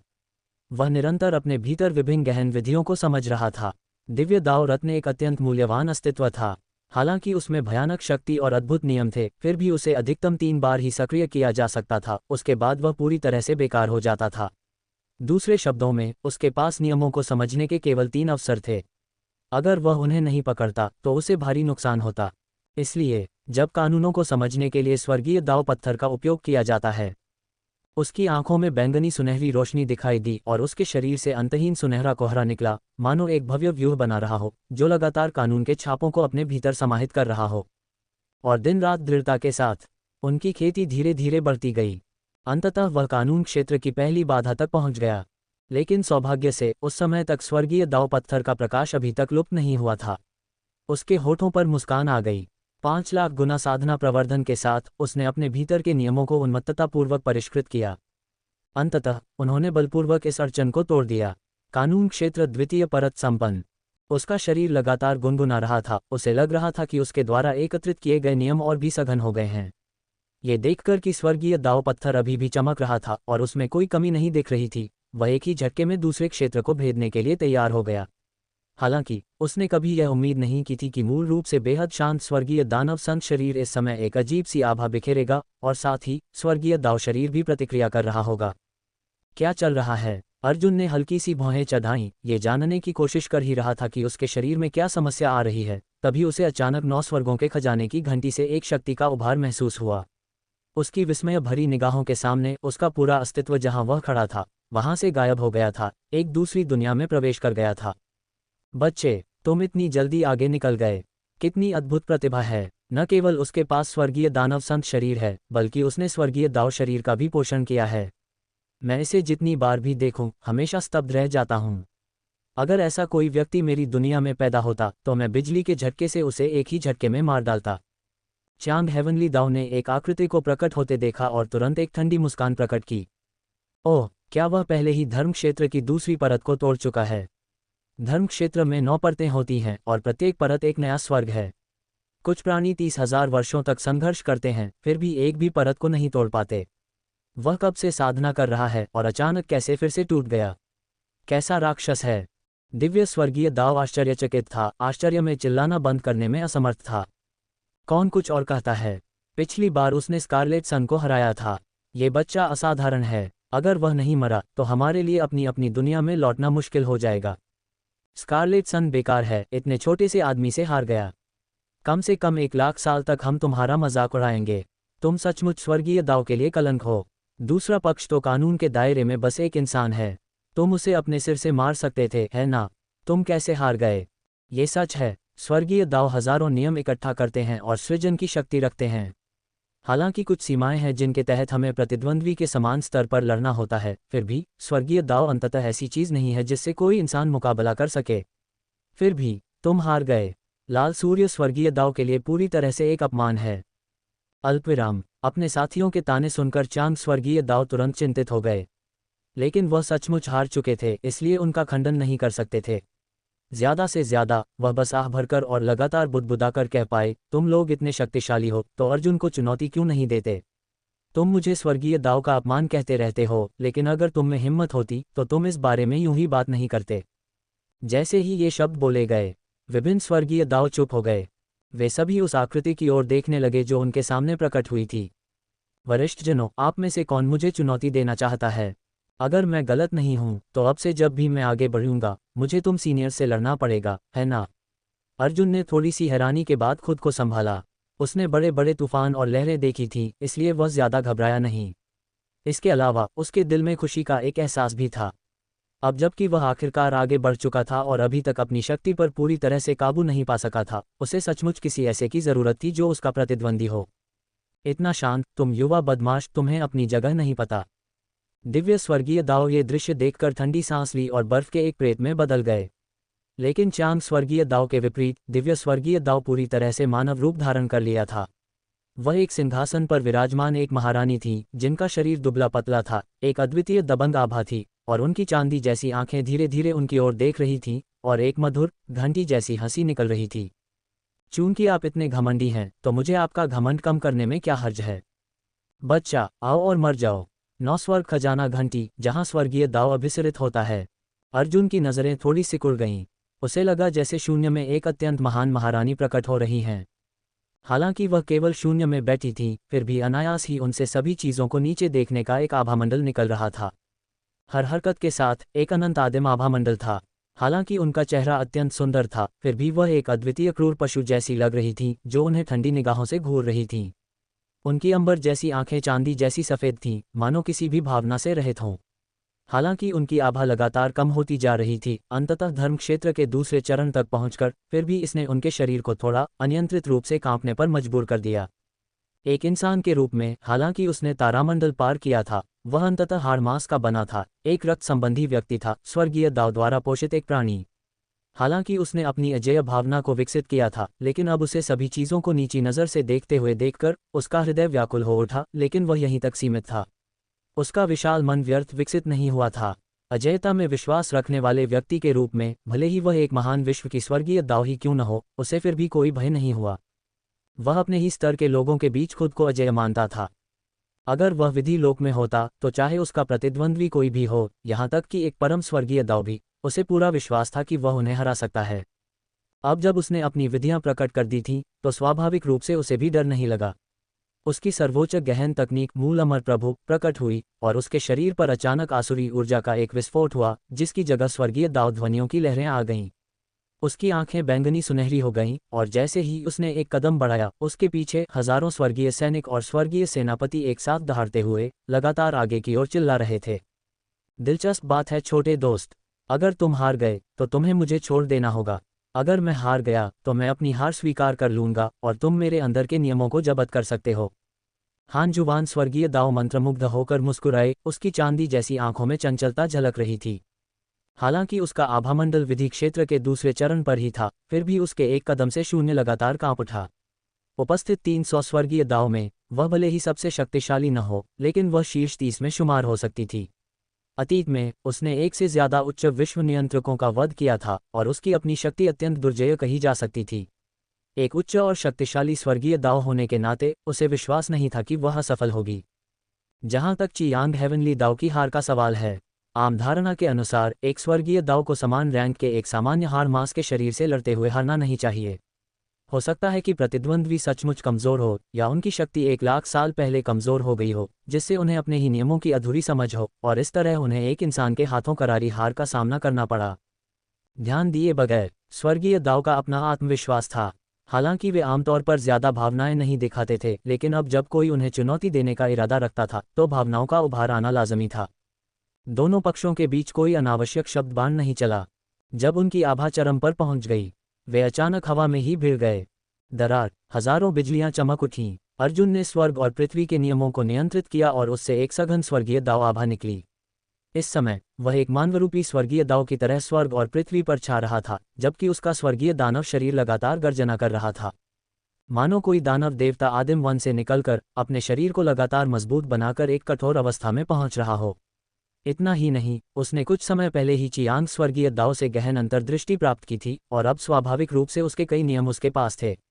उसके हाथ में दानव भक्षण करने वाला ब्लेड चमकदार पिघली हुई रोशनी से चमक रहा था। मारना, एक महान विश्व की स्वर्गीय दाव के रूप में हान जुवान स्वर्गीय दाव सचमुच अमूल्य थी। उसने एक बार एक विश्व का उद्घाटन किया था, उसने एक से ज्यादा विश्व नियंत्रकों का वध किया था जो उसे निगलना चाहते थे, और उसने कई महान विश्वों को भी निगल लिया था। अब तक कोई भी उसका मुकाबला नहीं कर सकता था। अगर उसने अपने चरम पर एक्सट्रीम स्टार ट्विन सैंड्स का सामना न किया होता तो शायद वह अभी भी एक दुनिया पर राज कर सकती थी। और ठीक इसी वजह से उसके मन में बहुत आक्रोश था, खासकर इंसानों के प्रति, और स्वाभाविक रूप से उसके मन में एक राक्षसी क्रोध का भाव था। अब अर्जुन की असाधारण प्रतिभा को देखकर उसे एक्सट्रीम स्टार ट्विन सैंड्स ने अतीत में जो कुछ किया था उसकी याद आ गई।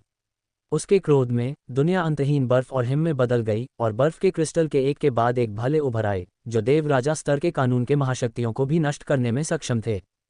दोनों पक्ष लगातार गर्जना करते रहे। एक के बाद एक स्वर्गीय न्यायालय के अमर देवता युद्ध में मारे गए। एक के बाद एक बर्फ के क्रिस्टल के भाले टूट गए, लेकिन मानव शक्ति अंततः स्वर्गीय दाव से कमतर है। दोनों पक्षों के बीच 50 दिनों से अधिक समय तक युद्ध चला। हालांकि अर्जुन ने धर्म क्षेत्र के दूसरे चरण की शक्ति पर पूरी तरह से अधिकार कर लिया था, फिर भी हान जुवान स्वर्गीय दाव कोई आसान शिकार नहीं थी। हालांकि उसकी शक्ति लगातार कम होती जा रही थी, फिर भी वह उसे दबा पाने में सक्षम थी। अंतहीन बर्फ के भालों ने उसे शून्य में जबरदस्ती जकड़ रखा था, जिससे वह हिल भी नहीं पा रहा था। अगर वह एक और कदम बढ़ाता और जरा सी भी चूक करता तो वह निश्चित रूप से अधूरी अवस्था में गिर जाता। फिर भी अपनी शारीरिक थकान के बावजूद वह आत्मविश्वास से भरा रहा। बच्चे, तुम हार गए। 70 दिनों से ज्यादा की लड़ाई के बाद हान जुवान स्वर्गीय दाव ने उपहास किया। महान और शक्तिशाली महारानी ने शून्य में अपना मुकुट उतारकर धीरे से आगे की ओर फेंका। विशाल मुकुट 10,000 फीट से भी ऊंचे हिमनद में बदल गया, जो उस पर जोर से टूट पड़ा, मानो उसे कोई रोक न सके। ये स्वर्ग की शक्ति थी। अर्जुन ने थोड़ा दबाव महसूस करते हुए भौहें सिकुड़ी। उसने आगे बढ़ने के लिए सुनहरी बिजली का इस्तेमाल किया, लेकिन वह फिर भी ग्लेशियर के नीचे गिरने को नहीं रोक सकी। उसने उससे मुकाबला करने के लिए स्वर्गीय दाव आभा का इस्तेमाल किया, लेकिन उसे उम्मीद नहीं थी कि प्रतिद्वंद्वी की स्वर्गीय दाव आभा और भी सघन होगी, जिससे उसे पलटवार झेलना पड़ेगा। उसके मुंह के कोने से खून बहने लगा, वह वास्तव में गंभीर रूप से घायल हो गया था। इस दौरान वह बेहद अनिच्छुक था और उसने एक बार फिर आगे बढ़ने के लिए दानव भक्षण ब्लेड का इस्तेमाल किया, लेकिन अफसोस बर्फ का पहाड़ एक तारामंडल जितना भारी था जो उसे एक आकाशगंगा की शक्ति से दबा रहा था। कोई भी चीज उसे रोक नहीं सकती थी और न ही वह। धीरे धीरे अपनी आंखें चौड़ी करते हुए उसे यकीन नहीं हो रहा था। प्रतिद्वंद्वी का आभामंडल पहले ही उसकी ही साधना में उतर चुका था, दोनों ही दिव्य क्षमताओं के दूसरे चरण पर थे। प्रतिद्वंद्वी के पास इतने जबरदस्त साधन क्यों थे? बच्चे, स्वर्गीय दाव साधारण मनुष्यों से भिन्न है। तुम्हारा एक हाड़ मांस का शरीर है जिसका पालन पोषण स्वर्गीय दाव द्वारा होता है, एक व्यक्तिगत अस्तित्व है।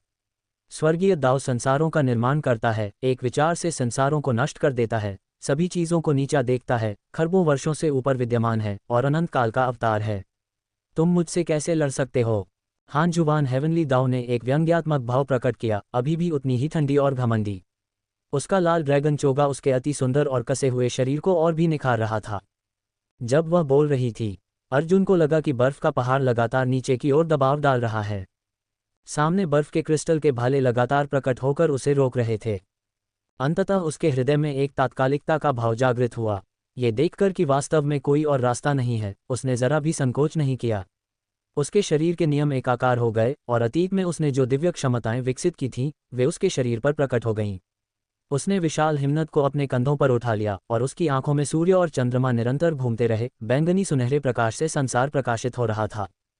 तोड़ना! वह जोर से चिल्लाया, उसके शरीर पर हजारों नियम प्रकट हुए जो आसानी से किसी तारामंडल को चकनाचूर कर सकते थे, लेकिन अब वे बेकार थे। सर्वोच्च हिम्मत लगातार उस पर बरस रहा था, जिससे अंततः उस महान अजेय आत्मा में एक लहर सी आ गई जिसे उसने बड़ी मेहनत से विकसित किया था। लेकिन निर्णायक क्षण पर उसने अपने शरीर में हल्की हलचल महसूस की। डेंटियन में गुप्त तकनीक टूट गई थी, और यह सिर्फ एक स्तर की सफलता नहीं है। उसकी चकित निगाहों के नीचे डेंटियन में गुप्त तकनीक लगातार बढ़ रही थी। पलक झपकते ही यह वास्तव में अपने चरम पर पहुंच गया था। इतना ही नहीं, जब डेंटियन में गुप्त तकनीक अपने चरम पर पहुंच गई, उनका स्वर्गीय दाव शरीर वास्तव में लगातार काम कर रहा था। लगातार घनी अजीब ऊर्जा का रिसाव। ईथर में उसे अचानक चरम सितारा जुड़वां संतों द्वारा दी गई साधना विधि याद आ गई। मांस और रक्त शरीर को एक भट्टी के रूप में व्यवहार करें, हजारों गुप्त तकनीकों को गढ़ें और स्वर्गीय दाव बनने के लिए कमियों की भरपाई करें। इस प्रकार एक अभूतपूर्व और बेजोड़ रास्ता तैयार किया जा रहा है। वह धीरे से बुदबुदाया, उसकी आंखों में अचानक उलझन की एक झलक उभर आई। फिर भी ठीक इसी समय डेंटियन में की गुप्त तकनीक चुपचाप उसके शरीर में समा गई। इतना ही नहीं, डेंटियन में गुप्त तकनीक जो पहले ही अपने चरम पर पहुंच चुकी थी, अब लगातार कार्य कर रही थी, यहाँ तक कि वह अपने स्वर्गीय दानव संत शरीर और स्वर्गीय ताओ शरीर का उपयोग करके लगातार आगामी साधना विधियों का अनुमान लगा रहा था। बस आधी सांस के बाद चर्चा डेंटियन में गुप्त तकनीक ने एक नया रास्ता खोला, और ये लगातार अनुवर्ती तकनीकों का निष्कर्ष निकाल रहा था।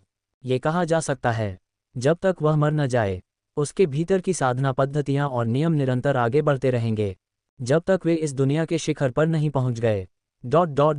अपने शरीर में उभरती हुई विचित्र स्थिति को महसूस करते हुए अर्जुन की भौहें थोड़ी सिकुड़ गईं, लेकिन उसकी आंखों में खुशी के भाव उभर आए। उसने शुरू में सोचा था कि हालांकि चरम सितारा जुड़वां संतों द्वारा उसे दी गई विरासत बेहद राक्षसी थी, लेकिन उनमें से सबसे कीमती खजाना केवल 300 स्वर्गीय दाव थे।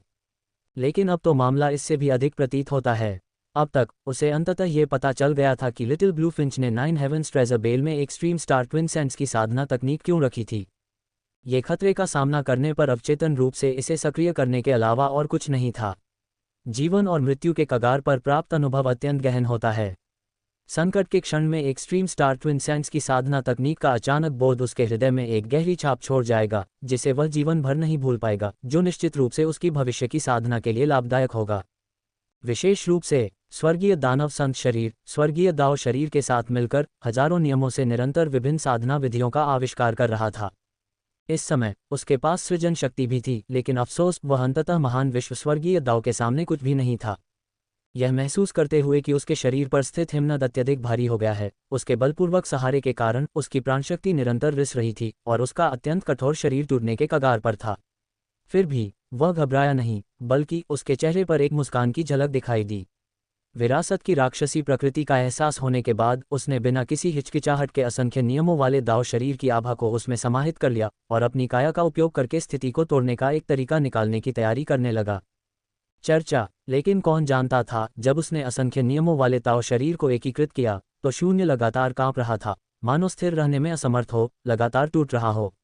और उसकी डेंटियन में गुप्त तकनीक अब अज्ञात परतों तक पहुंच चुकी थी, लेकिन यह अभी भी ऊंची उड़ान भर रही थी और बढ़ रही थी। अगर वह अभी भी विधि क्षेत्र में न होता तो वह बाद की साधना तकनीकों के इतने विशाल निष्कर्ष का समर्थन नहीं कर पाता। शायद इस समय वह असीम रूप से शक्तिशाली होगा, लेकिन फिर भी ये पर्याप्त था। जब डेंटियन में गुप्त तकनीक 15वीं परत तक पहुंच गई, इस समय असंख्य कानून दाव शरीर भी काफी बढ़ गया। साधना के संदर्भ में वह पूरी तरह से 7 मिलियन गुना प्रवर्धन तक पहुंच गया था। एक ही विचार के साथ, हालांकि वह अपने कंधे पर एक हिमखंड उठाए हुए था, उसने धीरे से अपनी आंखें बंद कर लीं और कई स्वर्गीय दाव की भ्रमित निगाहों के नीचे वास्तव में वहीं पर साधना शुरू कर दी। क्या चल रहा है? दिव्य स्वर्गीय दाव एक अभिमानी महारानी के रूप में इस क्षण स्तब्ध रह गईं। उनकी सुंदर आंखों में एक भ्रम और एक विस्मय की झलक दिखाई दी। लेकिन कुछ ही सांसों के बाद दूसरे पक्ष के शरीर को पूरी तरह से ढहते देखकर वह उपहास किए बिना नहीं रह सकी। एक साधारण मनुष्य स्वर्ग की शक्ति का विरोध कैसे कर सकता है? मैंने कभी खरबों संवेदनशील प्राणियों पर शासन किया था जो मेरे प्रताप से कांपते थे। मैंने अनगिनत वर्षों तक सभी जीवित प्राणियों को नीचा देखा है और मैं पहले से ही एक शाश्वत अस्तित्व हूँ। तुम तो केवल एक जीवन काल हो, तुम मेरी उस स्वर्गीय शक्ति की तुलना कैसे कर सकते हो जो अनगिनत पीढ़ियों तक फैली है? मुझसे लड़ना तो बस मौत को ढंकने के समान है।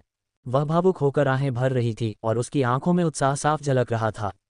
वह 9 स्वर्गों के खजाने की घंटी से बच निकलने पर बेहद खुश थी। अपनी दुनिया में वापस लौट पाना उसके लिए समुद्र में मछली के प्रवेश करने जैसा था। अब से भले ही दूसरा पक्ष विश्व नियंत्रक ही क्यों न हो, उसके पास उन्हें पूरी तरह से नष्ट करने की ताकत होगी। यदि ये तथ्य न होता कि पूर्व एक्सट्रीम स्टार ट्विन सैंड्स पहले ही अविश्वसनीय स्तर पर पहुंच चुके थे, वह इतनी दुखी कैसे हो सकती थी? जबकि दिव्य स्वर्गीय दाव आत्मसंतुष्ट महसूस कर रहा था। उपस्थित अनेक स्वर्गीय दाव राहत की सांस लिए बिना नहीं रह सके। उन्होंने शुरू में सोचा था कि चूंकि चांग स्वर्गीय दाव हार गए हैं, इसलिए अर्जुन निश्चित रूप से अगला चरम सितारा जुड़वां संत होगा और उससे निपटना बेहद मुश्किल होगा। लेकिन अब ऐसा लग रहा था कि चांग स्वर्गीय दाव एक कमजोर व्यक्ति था, स्वर्गीय दाव के लिए एक कलंक। चाहे दूसरा पक्ष कितना भी शक्तिशाली क्यों न हो, वे अंततः एक हाड़ मांस के व्यक्ति थे और उनकी शक्ति सीमित थी। वे स्वर्गीय दाव से कभी नहीं लड़ सकते थे। अगर दिव्य स्वर्गीय दाव उन्हें कुचल सकते हैं तो वे भी कर सकते हैं। एक पल के लिए अन्य सभी स्वर्गीय दाव खुशी से झूम उठे। तुम्हारा मतलब है कि अर्जुन ऐसे ही नहीं हार जाएगा, है ना? आप चाहे जो भी कहें, इस बच्चे ने चियांग स्वर्गीय दाव को हरा दिया। इसे खोना इतना आसान नहीं होगा, है ना? आप ये कैसे नहीं जानते कि चियांग हेवनली दाव एक कमजोर व्यक्ति है? हमारे लिए एक अपमान। ये सच है। एक प्रतिष्ठित स्वर्गीय दाव के रूप में एक इंसान से हारना सचमुच बहुत शर्मनाक है। मेरी ताकत दिव्य स्वर्गीय दाव से कम नहीं है। अगर वह आदमी जीत सकता है तो मैं भी जीत सकता हूँ। तो क्या इसका मतलब यह है कि हम आज़ाद होने वाले हैं? ... कई स्वर्गीय दाव आपस में चर्चा कर रहे थे। वे लोग जो पहले भावनाहीन थे अब खुशी का भाव दिखा रहे थे। खेती, क्या यह मौत का इंतजार है? चांग स्वर्गीय दाव ने थोड़ा भौहें चढ़ाईं। वह अपमानित महसूस कर रहा था। चाहे जो भी हो, वह अभी भी एक ऊपरी दुनिया का स्वर्गीय दाव था। किसी आदमी के मुंह पर वार नहीं किया जाता। उसके पूर्व साथी उसका मजाक उड़ा रहे थे, उसे स्वर्गीय दाव के लिए कलंक बता रहे थे, जो सचमुच असहनीय था।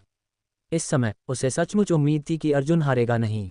यदि दूसरा पक्ष हार गया, क्या इससे इस तथ्य की पुष्टि नहीं होगी कि वह स्वर्गीय दाव के लिए अपमानजनक था? वह ऐसी उपाधि स्वीकार करने को तैयार नहीं था। और जब वह गहराई से विचार करने लगा, युद्ध के मैदान पर अर्जुन साधना करता रहा। हालांकि यह केवल एक सांस का समय था, वह लगातार स्वर्ग और पृथ्वी के नियमों को साधना की 7 लाख गुना गति से समझ रहा था, मानो उसे ज्ञान और साधना की प्राप्ति हो गई हो। हालांकि यह एक पल था, उसकी नज़र में दशकों बीत चुके थे। बाहर निकलते ही वह पहले जैसा नहीं रह गया। अविनाशी ग्लेशियर को देखते हुए उनके चेहरे पर एक आत्मविश्वास भरी मुस्कान उभरी और उन्होंने धीरे से कहा, इस बार हो सकता है कि आप सफलतापूर्वक अपने बंधनों से मुक्त होकर अपनी दुनिया में वापस न लौट पाएं। जैसे ही उसकी आवाज़ गिरी, दिव्य स्वर्गीय दाव संदेह से भर गया और पूछने ही वाला था, लेकिन उसने देखा कि दूसरा पक्ष सर्वोच्च हिम्मत को अपने कंधे पर उठाए हुए है और दानव भक्षक ब्लेड लगातार सुनहरी रोशनी बिखेर रहा है। वह बिना किसी हिचकिचाहट के एक देवता और दानव की तरह एक संहारक संरचना में बदल गया। उसकी आखिरी प्राणशक्ति बाहर निकल गई, जिसने सर्वोच्च हिम्मत को बलपूर्वक ढांक लिया, मानो उसे निगल जाना चाहता हो। इस दृश्य का साक्षी बनो। उपस्थित अनेक स्वर्गीय दाव ने विनोदपूर्ण उपहास का भाव प्रदर्शित किया। वे जानते थे, स्वर्गीय दाव की शक्ति को नश्वर मनुष्य द्वारा नष्ट नहीं किया जा सकता। वे विश्व के महानतम शासक थे। दूसरा पक्ष तो मात्र एक नश्वर प्राणी था। जब तक कोई विश्व नियंत्रक स्तर तक नहीं पहुंचता, दूसरे पक्ष द्वारा अचानक निगल लिया जाना मृत्यु की मांग करने के समान है। अत्यंत शक्तिशाली शरीर के बिना स्वर्गीय दाव की शक्ति को बलपूर्वक निगलने से निश्चित रूप से तत्काल मृत्यु हो जाएगी। तुम बच्चे, जैसे ही दिव्य स्वर्गीय दाव कुछ व्यंग्यात्मक कहने वाले थे, उन चांदी जैसी सफ़ेद खूबसूरत आंखों में आश्चर्य का भाव झलक रहा था। यह असंभव है, क्या हो रहा है? वह वास्तव में सफल हो गया, और उसके शरीर को जरा भी क्षति नहीं पहुंची है। वह ये देखकर स्तब्ध रह गई कि उसकी स्वर्गीय दाव शक्ति लगातार कम होती जा रही है और उसके नियम दूसरे पक्ष द्वारा अवशोषित किए जा रहे हैं। एक पल के लिए उसकी आंखों में घबराहट के भाव उभर आए। मेरी भविष्यवाणी सचमुच सही थी। स्वर्गीय दाव की शक्ति विश्व नियंत्रकों के लिए विशिष्ट है, लेकिन मैं अभी विधि क्षेत्र के दूसरे चरण में हूं और मेरा शरीर पर्याप्त मजबूत नहीं है। हालांकि चरम सितारा जुड़वां संतों की विरासत एक रिक्ति पूरक को भरने का काम करती है। मेरे पास न केवल स्वर्गीय दाव शरीर है, बल्कि स्वर्गीय दानव संत शरीर भी है। दोनों मिलकर एक अर्ध विश्व नियंत्रक स्तरीय शरीर बना सकते हैं, जो अस्थायी रूप से स्वर्गीय दाव की शक्ति को अवशोषित करने में सक्षम है। अर्जुन ने धीरे से बुदबुदाया, उसकी आंखों में खुशी झलक रही थी। 700 गुना साधना गति से वह पहले ही धर्म क्षेत्र के दूसरे चरण के शिखर पर पहुंच चुका था और अगला क्षेत्र उसकी पहुंच में था। आपने खो दिया। एक क्षण बाद दूसरे पक्ष की आभा को धीरे धीरे कमजोर होते देख अर्जुन मुस्कुराया। समझौते के अनुसार आपको मेरे अवलोकन या समझ के लिए अपने कानून खोलने होंगे। जैसे ही ये शब्द बोले गए, शून्य में बैठी गर्वित महारानी खुद को रोक नहीं पाईं। उनके गाल हल्के से लाल हो गए और उन्होंने धीरे से अपना गर्व से भरा सिर नीचे किया, डरते हुए कहा, स्वाभाविक रूप से मैं। लेकिन यहाँ इतने सारे साथी दाववादी हैं, मैं चाहता हूं कि वे चले जाएं, वरना मैं जाने नहीं दे सकता। असंख्य स्वर्गीय दाव की विस्मयकारी दृष्टि के बीच अर्जुन ने 9 स्वर्गों के खजाने की घंटी की दुनिया छोड़ दी। उसकी आंखों में एक मुस्कान की झलक दिखाई दी। अब उसकी धर्म सिद्धि और भी गहरी हो गई थी। हालांकि उसकी साधना अभी धर्म सिद्धांत के दूसरे चरण के चरम पर थी, फिर भी यह अनुमान लगाया जा सकता था कि वह शीघ्र ही एक उच्चतर लोक में प्रवेश कर जाएगा। इससे पहले ये बात इतनी महत्वपूर्ण नहीं थी। इसके बजाय एक्सट्रीम स्टार ट्विनसेंस की विरासत ने उसे परेशान रखा। सामान्य सिद्धांत में यदि ऐसी विरासत से केवल उसे ही लाभ होता, तब वह अनिच्छा से इसे स्वीकार कर सकता था। हालांकि एक्सट्रीम स्टार ट्विन संतों द्वारा छोड़ी गई विरासत में एक अगोचर रहस्य छिपा था, जिसके कारण उसने अपनी निगाहें नीची कर ली। उसकी आंखों में एक अवर्णनीय भावना प्रकट हुई। चरम सितारा जुड़वां संतों ने स्वर्गीय दाव शरीर और स्वर्गीय दानव संत शरीर के लिए परिवर्तन विधियां बनाने में अपने जीवन के प्रयास समाप्त कर दिए। इसकी नींव को पूरा करने के लिए 300 स्वर्गीय दाव की ऊर्जा और कानून की आवश्यकता है। ये स्वर्ग के विरुद्ध एक शुद्ध कार्य है। मेरे विपरीत उनके स्वर्गीय दाव शरीर और स्वर्गीय दानव संत शरीर प्राकृतिक रूप से बने थे, इसलिए वे अपने गर्भकाल के दौरान स्वर्गीय दाव की ईर्ष्या से पीड़ित थे और उनकी नींव कमजोर हो गई थी। इसीलिए उन्होंने इतनी मेहनत की। मेरी नींव पूरी है, बिना किसी दोष के। हालांकि मैं उनकी पद्धति का पालन कर सकता हूं, लेकिन अगर मैं डटा रहा तो मुझे अनिवार्य रूप से स्वर्गीय ईर्ष्या का सामना करना पड़ेगा। मुख्य कारण यह है कि मैं विश्व नियंत्रक नहीं हूं। केवल विधि क्षेत्र में मैं स्वर्गीय ताओ विधि को निगल जाऊंगा। विश्व विधि के दृष्टिकोण से मैं एक अतिक्रमी हूं और अब से मेरा भाग्य निश्चित रूप से अच्छा नहीं होगा। वह धीरे से बुदबुदाया, स्वर्गीय दाओ एक दुनिया का स्वामी है, खासकर एक महान दुनिया का स्वर्गीय दाओ, जिसने करोड़ों संवेदनशील प्राणियों का पालन पोषण किया है। यह एक अत्यंत महान अस्तित्व है। वह केवल एक कानून का महाशक्ति था, शायद स्वर्गीय दाओ की नज़र में एक तुच्छ चींटी। फिर भी वह स्वर्गीय दाव के नियम को आत्मसात कर सका। यदि एक्सट्रीम स्टार ट्विनसेंस द्वारा निर्धारित प्रतिबंध न होते, निस्संदेह उसके कार्य आत्मघाती होंगे। लेकिन अगर यह केवल यहीं तक सीमित होता तो उसे कोई परवाह नहीं होती। सबसे महत्वपूर्ण बात यह थी कि एक्सट्रीम स्टार ट्विनसेंस के पास अपनी विरासत में एक रहस्य था, जिसे सुनकर वह कड़वी मुस्कान के साथ मुस्कुराया और उसने शायद ही कभी चिल्लाया, एक्सट्रीम स्टार ट्विनसेंस, तुम वास्तव में बहुत नुकसान पहुंचाते हो। क्यों? मुख्यतः इसलिए क्योंकि अतीत में मानवता बहुत समृद्ध थी, न केवल तारों वाले आकाश पर प्रभुत्व रखती थी, बल्कि अनगिनत विश्व नियंत्रक भी थे। वे स्वर्गीय दाव का शिकार करते थे और संवेदनशील प्राणियों को खाते थे, जो बेहद क्रूर था। विशेष रूप से चरम सितारा जुड़वां संतों ने अपनी नींव को सुदृढ़ करने के लिए विभिन्न ऊपरी विश्व नियंत्रकों के स्वर्गीय दाव को पकड़ने के लिए अंतरिक्षीय दरारों में प्रवेश किया, जिसके परिणामस्वरूप स्वर्गीय दाव द्वारा घेर लिया गया। यदि उनकी शक्ति पर्याप्त नहीं होती तो वे वहीं मर सकते थे। फिर भी घेराबंदी में भाग लेने वाले स्वर्गीय दाऊ को ये बात अभी भी याद थी। उन्होंने चरम सितारा जुड़वां संतों के निर्देशांकों का सटीक पता लगा लिया था, उनकी जानकारी याद रखी थी, और यहाँ तक कि हजारों स्वर्गीय दाऊ 1 लाख साल पहले एक बड़े पैमाने पर पलटवार की तैयारी कर रहे थे। वे न केवल मानवता को नष्ट करने की तैयारी कर रहे थे, वे एक्सट्रीम स्टार ट्विन सैंड्स को भी मारना चाहते थे। लेकिन सौभाग्यवश उस निर्णायक क्षण में मानवता पूरी तरह से क्षीण हो गई। जबकि सैकड़ों अरबों मनुष्यों का नरसंहार किया गया, एक्सट्रीम स्टार ट्विन सैंड्स की भी एकांत में मृत्यु हो गई। इसके कारण असंख्य स्वर्गीय दाऊ ने मानवता को नष्ट करना छोड़ दिया, लेकिन फिर भी उनके शासित क्षेत्रों में मनुष्यों का जीवन अत्यंत कठिन था, क्योंकि वे एक ऐसी जाति थी जिससे स्वर्ग ईर्ष्या करता था, अत्यंत दुखद। और उन्होंने एक्सट्रीम स्टार ट्विन संतों की विरासत को आगे बढ़ाया। बिना किसी आश्चर्य के असंख्य स्वर्गीय दाऊ निश्चित रूप से उसके आभामंडल को भांप लेंगे और उसे मारने का अवसर ढूंढने की तैयारी में लग जाएंगे। इसी वजह से अर्जुन लगातार शिकायत कर रहा था। हालांकि उसने उनकी विरासत को बढ़ाया था और उसकी शक्ति बहुत बढ़ गई थी, फिर भी छोटे लोगों और बड़े लोगों दोनों के स्वर्गीय दाऊ उसके लिए असहनीय बोझ थे। स्वर्गीय दाऊ के पास न केवल असंख्य नियम हैं, बल्कि कम से कम एक विश्व नियंत्रक की शक्ति भी है। अगर वे उसे खत्म करने के लिए अपनी पूरी शक्ति लगा दें तो वह सचमुच बर्बाद हो जाएगा। अर्जुन बेबसी से मुस्कुराया। आखिर क्यों चरम सितारा जुड़वां संतों को ऐसी गुप्त जानकारी पता थी और उन्होंने उसे अपनी विरासत में लिख लिया। ये कुछ और नहीं बल्कि भविष्यवाणी में उनकी दक्षता थी, जो उन्हें स्वर्ग और पृथ्वी के मामलों का ज्ञान था। अपनी मृत्यु से पहले वे जानते थे कि उनके भावी उत्तराधिकारी का पीछा जरूर किया जाएगा, और इसीलिए उन्होंने ऐसा संदेश छोड़ा। इस संबंध में उत्तराधिकारी के रूप में अर्जुन वास्तव में बेहद असहाय था। उसने अभी अभी विधि क्षेत्र के दूसरे चरण में प्रवेश किया था और चरमतारा जुड़वां संतों द्वारा एकत्रित दिव्य क्षमता का विकास किया था। उसके लिए ऐसी विशाल विरासत शायद उसके असंख्य विधि दाव शरीर के बाद दूसरे स्थान पर थी, और वह इसे आसानी से त्याग नहीं सकता था। जहां तक स्वर्गीय दाव द्वारा पीछा किए जाने की बात है, उसका मानना था कि वे कम समय में उसका पता नहीं लगा पाएंगे। इसके अलावा चून की विरासत पहले ही अर्जित की जा चुकी थी, इसलिए स्वाभाविक रूप से वह अपनी मेहनत बर्बाद नहीं करेगा और स्वर्गीय दाव के डर से छिप नहीं जाएगा।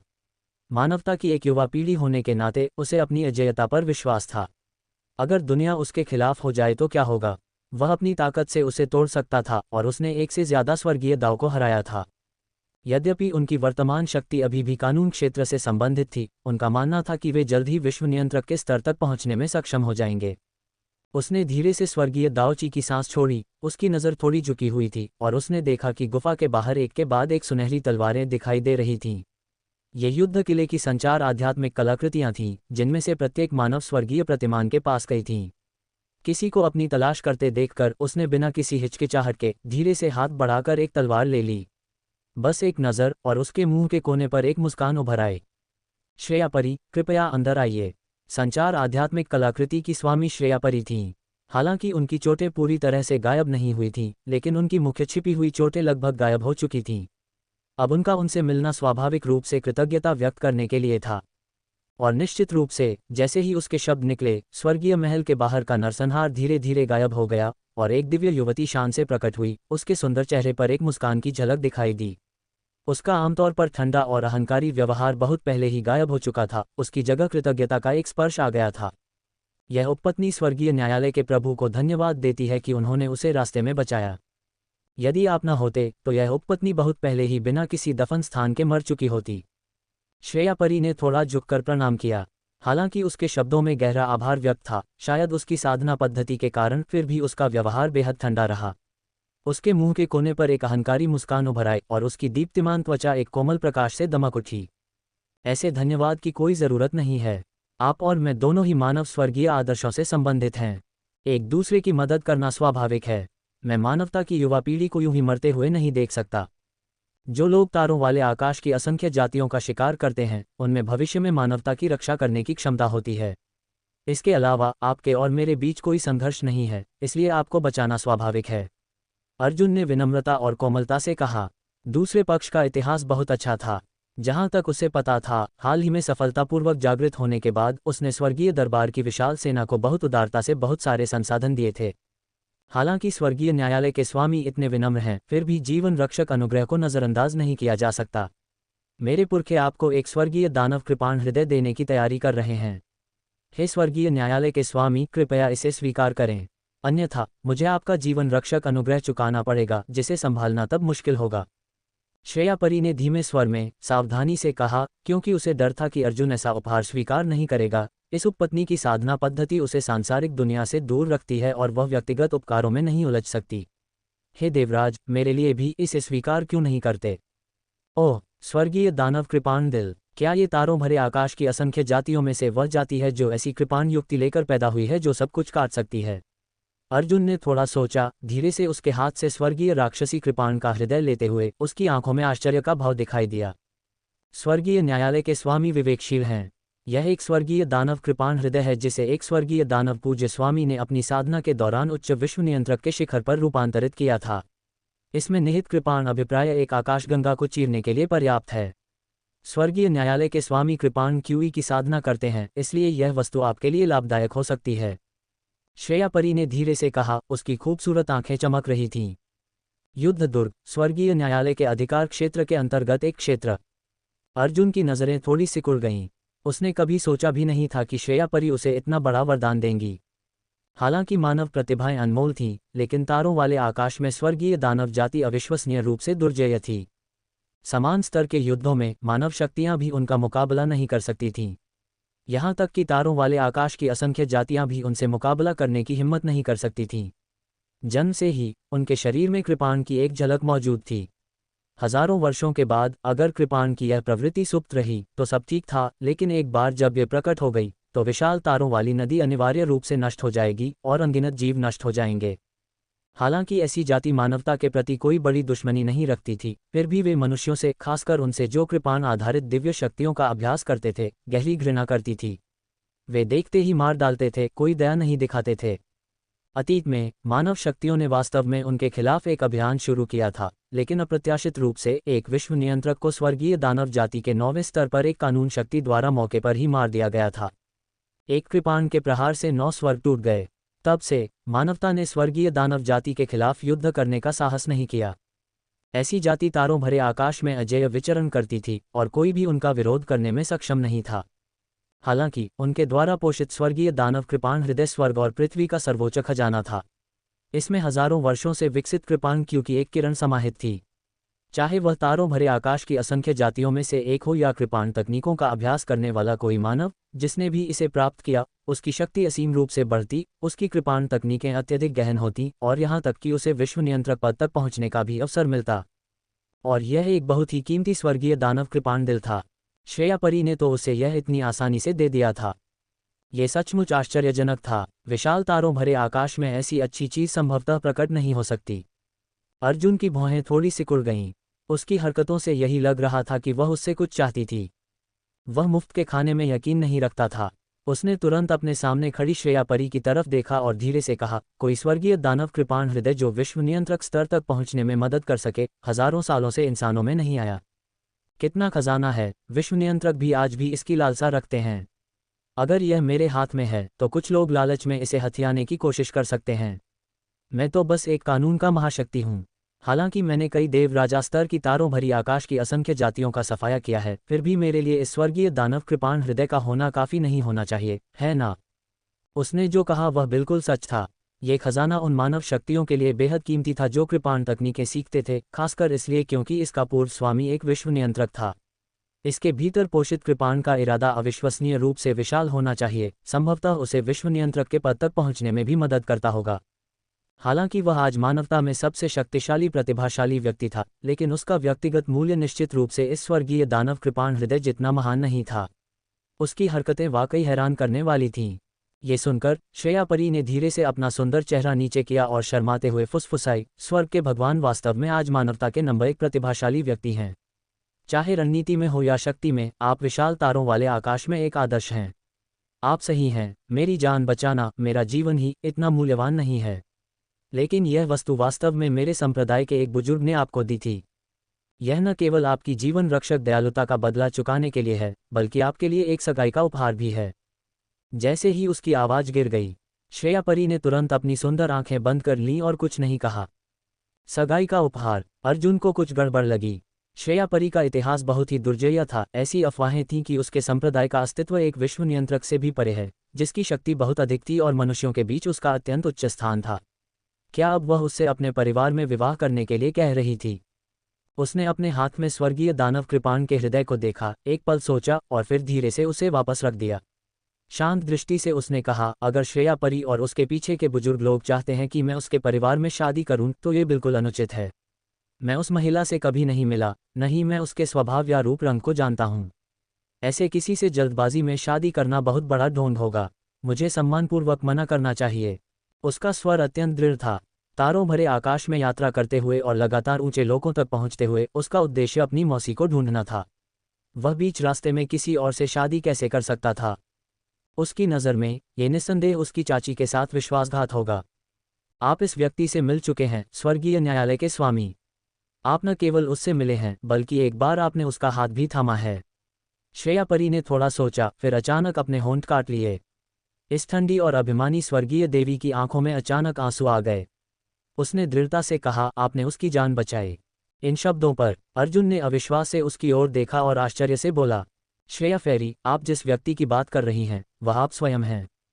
श्रेया परी ने अपनी देवी होने की परवाह न करते हुए सावधानी को हवा में उड़ा दिया। वह हल्के कमल जैसे कदमों से चलने लगी। उसकी दो खूबसूरत आंखें धीरे धीरे अर्जुन पर टिक गईं। उसका ठंडा और अहंकारी व्यवहार, जैसे ही उसने पास आकर धीरे से कहा, हाँ ये सचमुच मैं ही हूँ। मैंने अपने संप्रदाय के बुजुर्गों से कहा कि आप उत्कृष्ट हैं, सचमुच उत्कृष्ट। आपने न केवल मुझे बचाया बल्कि एक प्राचीन विरासत के रहस्य भी प्राप्त किए हैं। आपकी भविष्य की उपलब्धियां असीम हैं। इसके अलावा आपने मेरी जान बचाई है। कुल मिलाकर मैं आपसे विवाह करने को तैयार हूँ। आप अनिच्छुक हैं? उसका स्वर अत्यंत गंभीर था और उसकी सुंदर आंखें क्रिस्टल जैसी चमक से जगमगा रही थीं, मानो आकाश के तारे हों। सफ़ेद गाउन पहने वह तारों भरे आकाश में खड़ी एक तेजस्वी देवी लग रही थी। उसकी आंख के कोने में आंसू के निशान में एक शिकायत की झलक दिखाई दे रही थी जब वह चुपचाप अर्जुन को देख रही थी। हालांकि उसके सामने का दृश्य अविश्वसनीय रूप से दयनीय था। अर्जुन पीछे हटता रहा और व्यंग्यात्मक मुस्कान के साथ बोला, तारों भरे आकाश में चाहे कितनी भी बड़ी प्रतिभा क्यों न हो, कोई भी मुझे एक कदम भी पीछे नहीं हटा सकता। केवल श्रेया परी ही अपनी अद्वितीय कृपा और असाधारण आभा से ऐसा कर सकती है। मैं तो असंख्य प्राणियों में से एक हूँ, मैं एक महान दिव्य देवी से कैसे विवाह कर सकता हूँ? इसके अलावा मेरे पास पहले से ही कोई है जिसे मैं प्यार करता हूँ। श्रेया परी, कृपया ज्यादा जोर मत लगाओ। उसने स्वर्गीय दानव कृपाण हृदय का विचार पूरी तरह त्याग दिया। इस समय वह श्रेया परी से विवाह करने को तैयार नहीं था और स्वाभाविक रूप से उसे शीघ्र लौटने के लिए आग्रह करने को तैयार था। ओह, एक प्रेमिका, आप किसके बारे में बात कर रहे हैं? ब्लेड डेमन, लिटिल ब्लेड सॉवरेंजी डैन। मुझे विश्वास नहीं है कि आप उसे पसंद करेंगे। श्रेया परी ने कुछ पलों तक अर्जुन को गौर से देखा और अपनी शंकाएं व्यक्त कीं। उसी समय वह धीरे से आगे बढ़ी। उसका नाजुक शरीर अर्जुन का हाथ थामने ही वाला था कि अचानक वह अपनी जगह से गायब हो गया और शून्य में छिप गया, जिससे वह एक हल्की सी नाराजगी से आह भर उठी। आप झूठ बोल रहे हैं, स्वर्गीय न्यायालय के स्वामी। आपको अपना अहंकार है। शायद मैं अभी आपकी नज़रों में नहीं हूँ, लेकिन मुझे विश्वास है कि वह दिन ज़रूर आएगा जब मैं आपके साथ कंधे से कंधा मिलाकर खड़ी होंगी या ज़बरदस्ती आपका विवाह अपने परिवार में करवा दूंगी। उसका स्वर अविश्वसनीय रूप से अहंकारी और आत्मविश्वास से भरा था। जाते समय उसने अंततः स्वर्गीय दानव कृपाण हृदय नहीं लिया बल्कि उसे एक तरफ फेंक दिया, बस एक वाक्य छोड़कर, ये वस्तु मेरे किसी काम की नहीं है, मैं इसे आपको देती हूँ। बेशक आपको इसकी कीमत चुकानी होगी। 5 साल बाद मेरे संप्रदाय में एक गुप्त क्षेत्र प्रकट होगा। उस समय आप मेरे साथ खजाने की खोज में जाएंगे। मुझे अगले क्षेत्र तक पहुंचने में मदद करें। ...